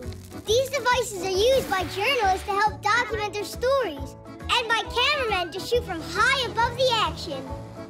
Quadcopters also help rescuers find missing people.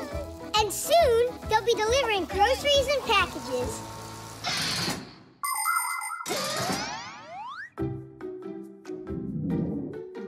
She's taping a note on it. Let's fly it back here. Thank you for the marker. What about the movies? Nothing at all. She doesn't want to go. Maybe Katya doesn't want to go with me, but with Johnny.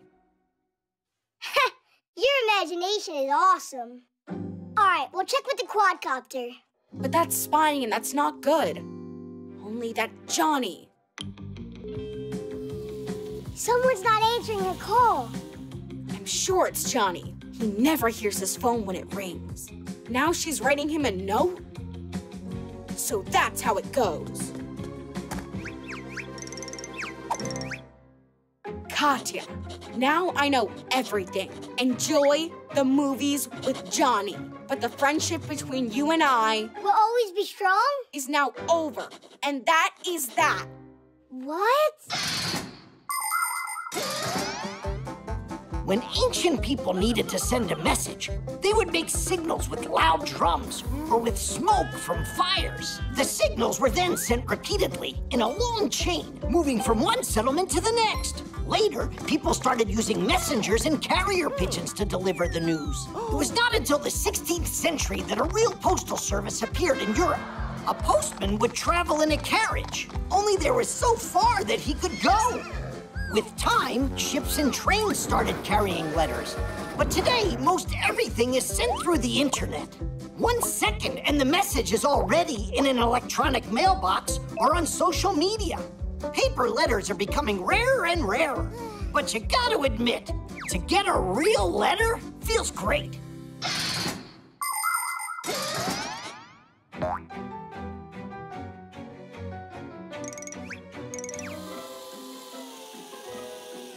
You sure you want to send that back to her? No, I want to hand it to her. But then she'll find out that we were spying. Katya?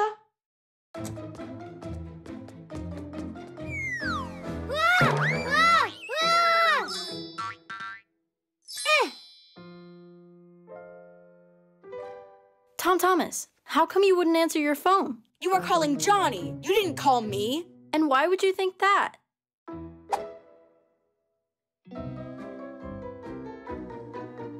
7 missed calls? That means... I was thinking that you and I, could just open this. But you were writing this note to Johnny. Hey, were you spying on me? No, Katya, it's all my fault. Please forgive me. Tom Thomas wanted to send you a letter. But it never got to you. It fell off the quadcopter.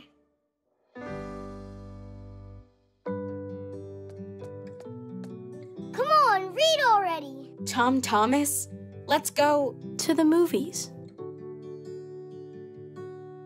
Promise you won't spy on me ever again.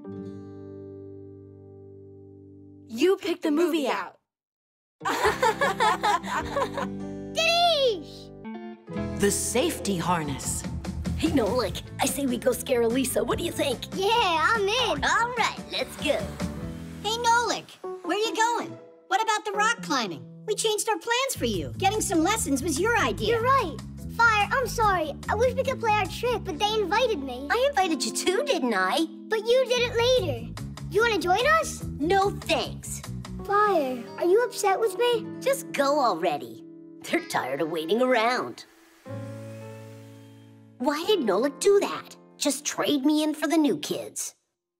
Just you wait, Nolik. You'll be crying your heart out to be with me. There we go.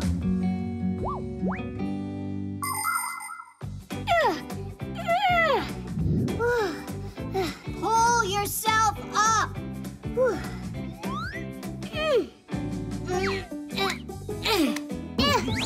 This harness is just getting in my way. Huh? Look where Fire climbed all the way to. And without any of these ropes.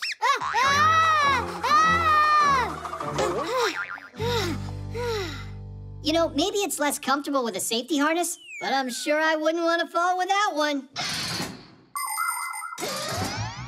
Rock climbers wear special belts called climbing harnesses with loops on them. Fastened to one of the loops is a hook with a lock called a carabiner. The carabiner is connected to a secure rope, protecting the climber from a dangerous fall. By the way, safety harnesses, they're not just for mountain climbing. They protect window cleaners on skyscrapers and aerial gymnasts under the circus big top. And come to think of it, a seatbelt in a car is a safety harness too.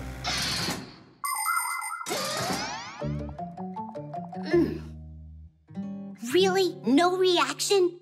Then wait till you see these, Nolik.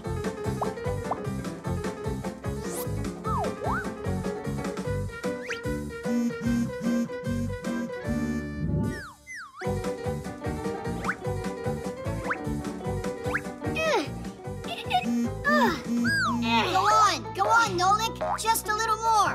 You got it, Nolik. Go. You got it. I climbed all the way. Denise! Check this out. While we climbed up one mountain, Fire climbed up 10 of them. Together with my true friend, Digit? Then what am I? Wait, give me that. I could be wrong, but I think there's some cutting and pasting here. You see? That Digit's from another picture. Look, there you can see some of the laboratory. It looks like your best friend wasn't doing any climbing today. Only, I don't get why he did that. Yo, Nolik, you gotta be bored over there.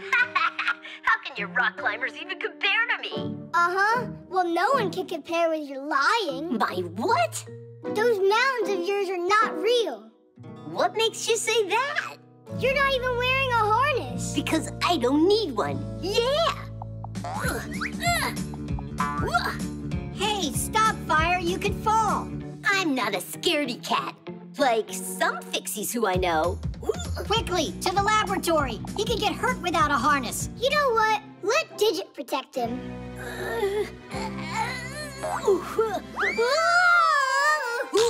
Help! Huh? Fire, hang in there. We're coming to save you. Before trying to become a real mountain climber, beginners should start by getting some training at a rock climbing wall with an instructor. While the wall is not a real mountain, it's still important to follow the rules. The best kind of clothes for wall climbing are gym clothes. For your footwear, it's best to wear athletic shoes that have a non-slip sole on them. You must never start climbing until after the instructor checks that you're wearing your safety harness correctly and that it's fastened securely. While you wait for your turn, move away from the wall so another rock climber can't land on your head. And no selfies up there. While you don't need to be afraid of falling if you have your harness on, it's still a lot more interesting to make it all the way to the top.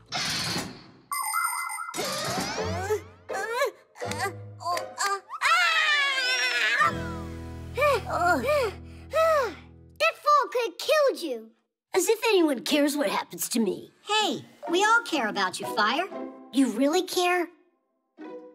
Nolik, you're my best friend in the whole world. Woohoo! When are you gonna tell Digit? By the way, that looks like a good climb. Wanna try it? Only you'll do it the right way this time. Finish! The roller coaster.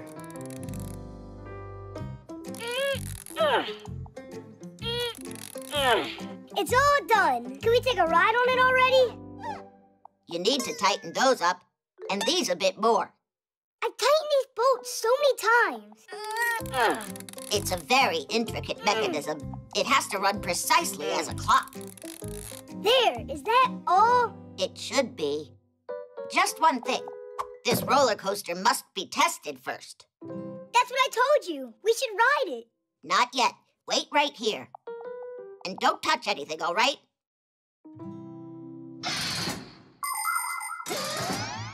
Anybody can have fun on simple rides like swings, carousels, and sliding boards, the kind you find in just about every playground.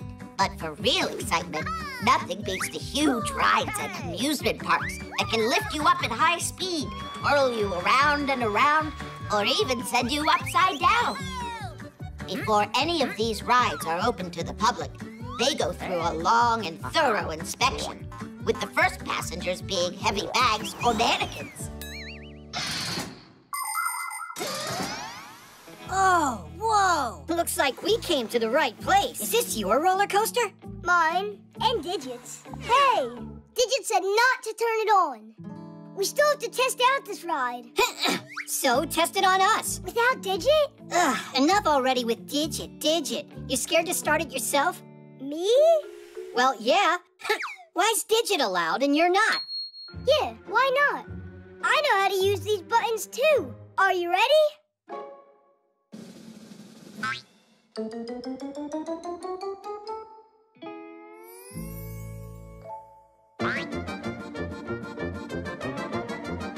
Just wait. Is that all? Yeah, guess we gotta wait for Digit. All right, let us out. How? It's enough joking around. Let us out! It's awesome! Ha, super! Huh? One more? Okay, yeah! Woohoo! You can stop it now. Hey, are you joking? It must be this one. Hit the brake! It's enough! The lever!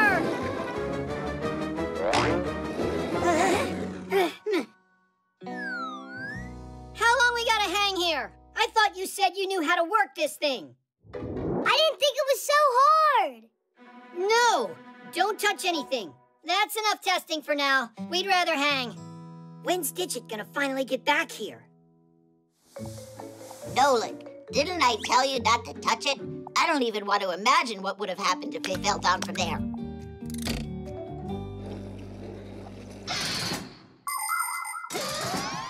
When you're going to take a ride, even a simple one, there are a few rules to follow to stay safe. On swings and merry-go-rounds, hold on to the chains or pull tightly. If you're going to go on a big ride, it's best to empty your pockets and leave your toys and phones with an adult, because at such high speeds, they can just fly off. Always make sure to check that your seatbelt is securely fastened, and under no circumstance should you unbuckle it. It's also dangerous to take food on a ride. You can choke on it and make a mess on your neighbor. Only go on rides if there's a supervisor there to run it. And it should go without saying that you should never touch anything that you're not supposed to. There you have it. Just follow these simple rules and enjoy the ride.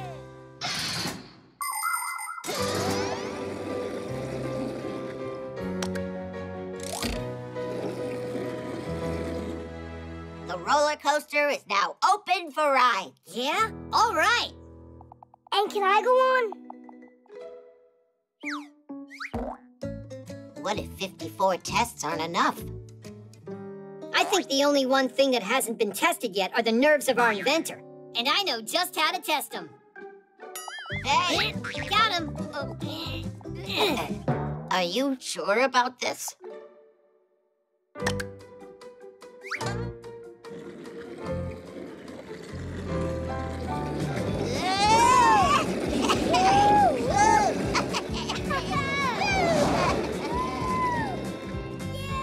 Huh, we haven't tried pressing this button yet. Don't press it! It's a surprise! A surprise. Meant for Tula. That was awesome! One more time! Dancing. Noontime. I'm starting the experiment.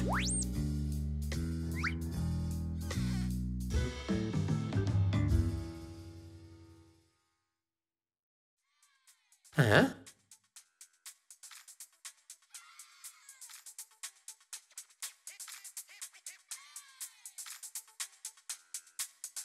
Just what is making that racket?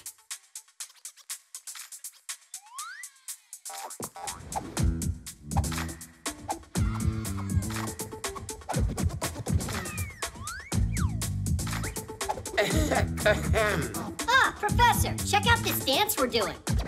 This is not a discotheque, it's a temple of science. You'll have to turn off that thing.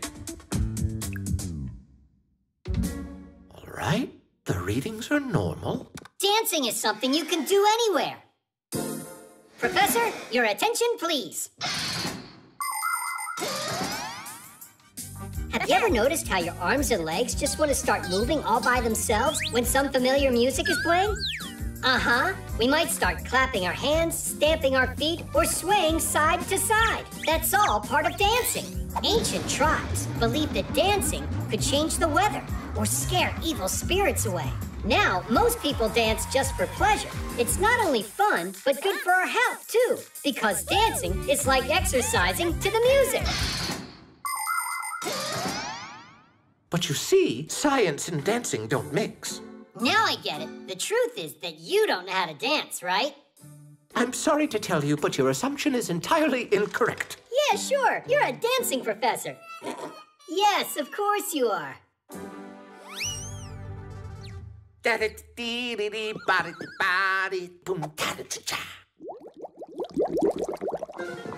Ooh, yes, the reaction's begun. Let it run a bit longer. Only no more than a minute. Cool dance? Anyone can dance without music. Well, then here we go. I wish I had a big computer that is an enormous screen. I would stuff my big computer with more games than you've ever seen. Computer, computer, computer, you are super. I play my computer and turn it up real loud. I play it all morning, all day, and in the nighttime. But no, that's not allowed. He's got an interesting style, kind of vintage. There are so many different kinds of dances in this world that it's hard to even count them all.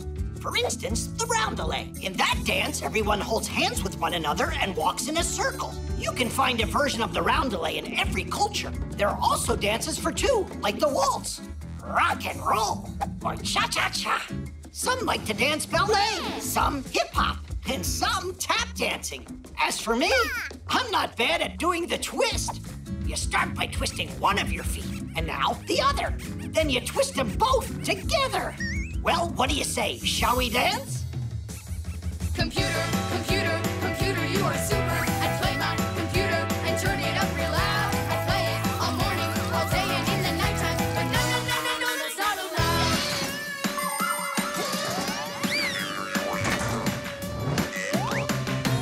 I've got a dream that's burning, a dream that I will not forget. As soon as I become a grown-up, I'll live it every chance I get. It's going to explode. Computer, computer, computer, you are super. I play my computer and turn it up real loud. I play it all morning, all day, and in the nighttime. I know that's not allowed. But no, no, no, no, no, that's not allowed.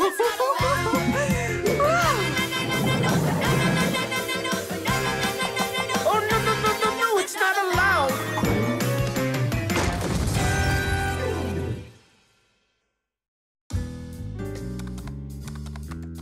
Let's start the experiment for the second time. You two happy? But you gotta admit, it was fun. And not a word about that dance to anyone.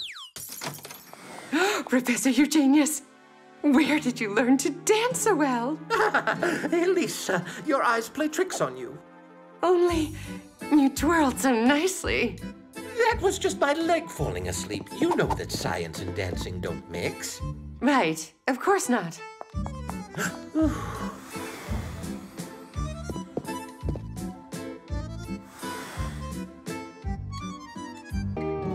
Hide and seek. -18 plus 32, all multiplied by 16 to the 5th power. Simco! Let's play hide and seek, huh? You promised you'd play today. No, not now. Yeah. Could you play just one round? And then when we're done, you can go back to your math. Why don't you ask Buggy to play? If you want, I can go look for you, and you can go and hide. To find the area of a triangle. Wait a second. You need to know... You're the one that told me you gotta keep your promises. And now you're staring at your Fixie tab. All right, let's check. If your base is 20 and your height's 8, then the area of the triangle's... Get up! Quickly! Nolik, what's wrong? Didn't you hear it? There was a boom over in the kitchen. Well, I didn't hear anything booming. Well, it did. And Papa said you need to go there right now. You wait here. I'll hold it for you. All right, Simka. You and I are playing hide and seek. When Fixies come face to face with a human, they turn themselves into screws, or just find a place to hide. Fixie kids are taught to do this at home and at school. However, some Fixie kids also try hiding when they're not prepared for their class. Adult Fixies like to take part in Fixie hide-and-seek competitions. This year's winner was a friend of Papu's. He stayed hidden for so long that he ran out of power and turned into a screw without even wanting to. Humans also like to play hide-and-seek. One person is the seeker and everyone else hides. Or it can be played with only one person hiding and everyone else looking for him. Whoever finds him starts hiding with him until only one seeker remains. Then the game starts all over again. Nothing happened in the kitchen. Do you hear me, Nolik? Where is he? And where's my Fixie tab? Yoo-hoo! Enough with your joking. Give me back my Fixie tab. Find me and you can have it. Piece of cake, Nolik. Nope, not there. Not there either.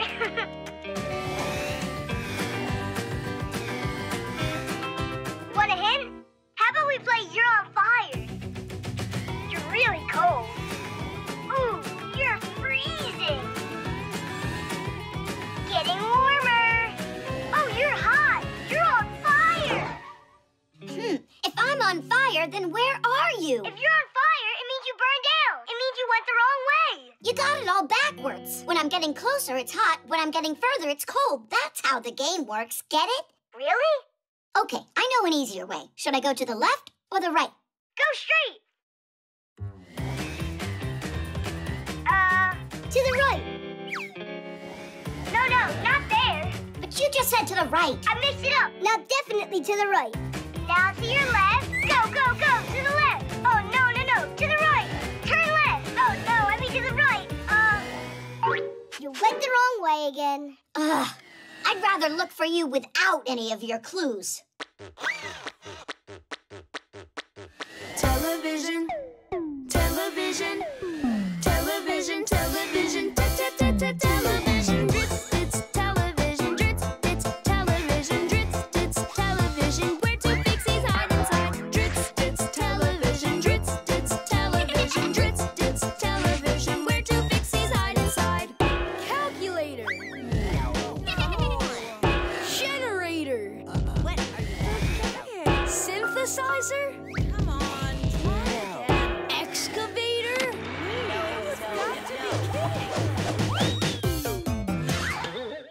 So, do you give up or what? That means I won that round, and that you're the one that's still it. There was no round. Got that? Now you give me back my fixie tab. Calm down, I'll give it to you. Oh, I don't have it with me. Is this a joke? Your tab's right out in the hallway. In Tom Thomas's right sneaker. That's where I was hiding. Chusaka, no! Simka, don't do it. She'll try to eat us. And who had the bright idea of hiding in a sneaker? Hold on. Did you say it's inside the right one? Well, yeah. Oh, it was in the left? I went and mixed it all up again. Yeah. It looks like I gotta teach you left from right. Try to remember, this is my left side, and this one's my right.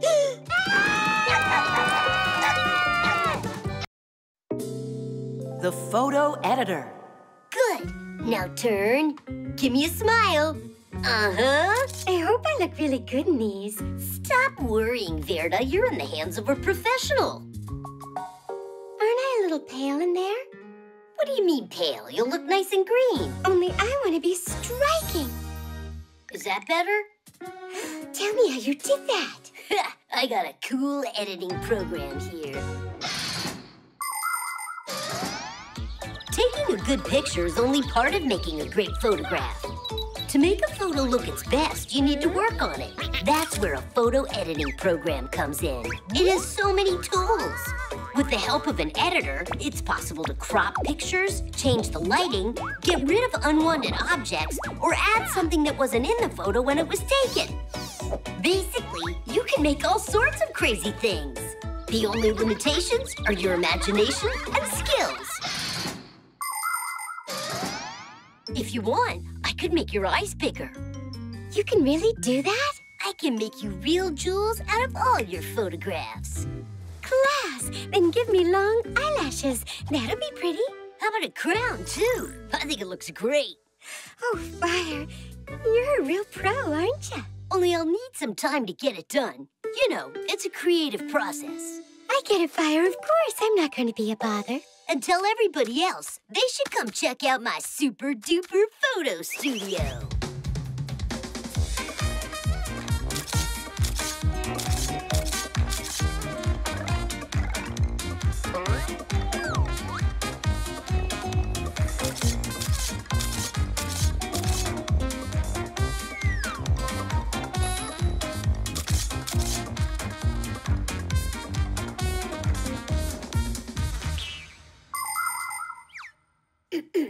When will the photos be done?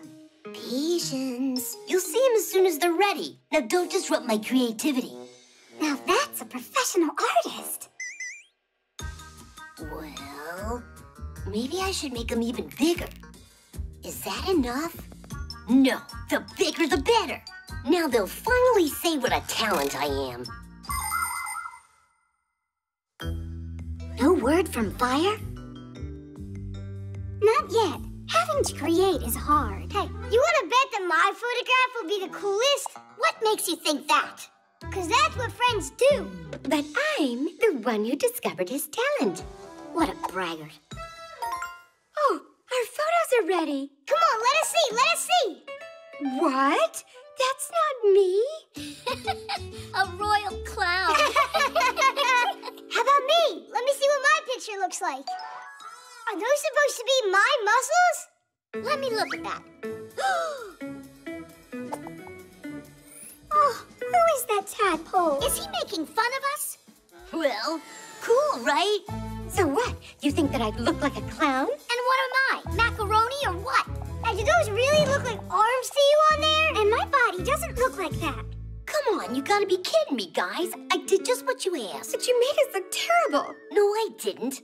I'm an artist, and that's how I see you. You know what, Mr. Artist? Don't do what you don't know how. Turn them back to what they were before. At least we'll look like us in there. I should even take off the crown?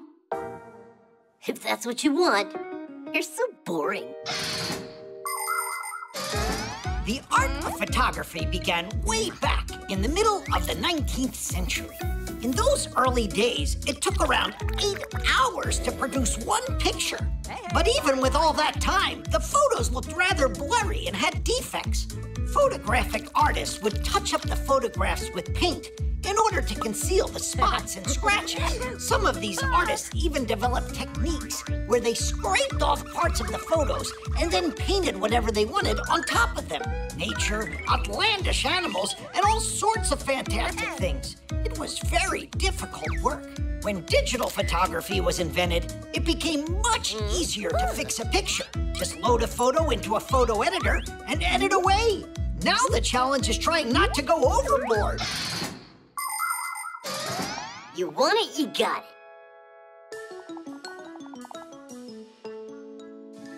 Now we're talking. Splendid. Nobody needs that photo editor. Only, I'm looking a bit small in there. It would have been fine if you'd left my eyes a little bigger. And I was a little taller. I like my photo just as it is. Except you could change how you did this back. Then what do you say? Can you in make my them eyes, you can't make them bigger. Come on, Fires. it was Give me a last little time more you muscle. did it. But don't go crazy. And And a new background would look just great. You're never gonna be satisfied.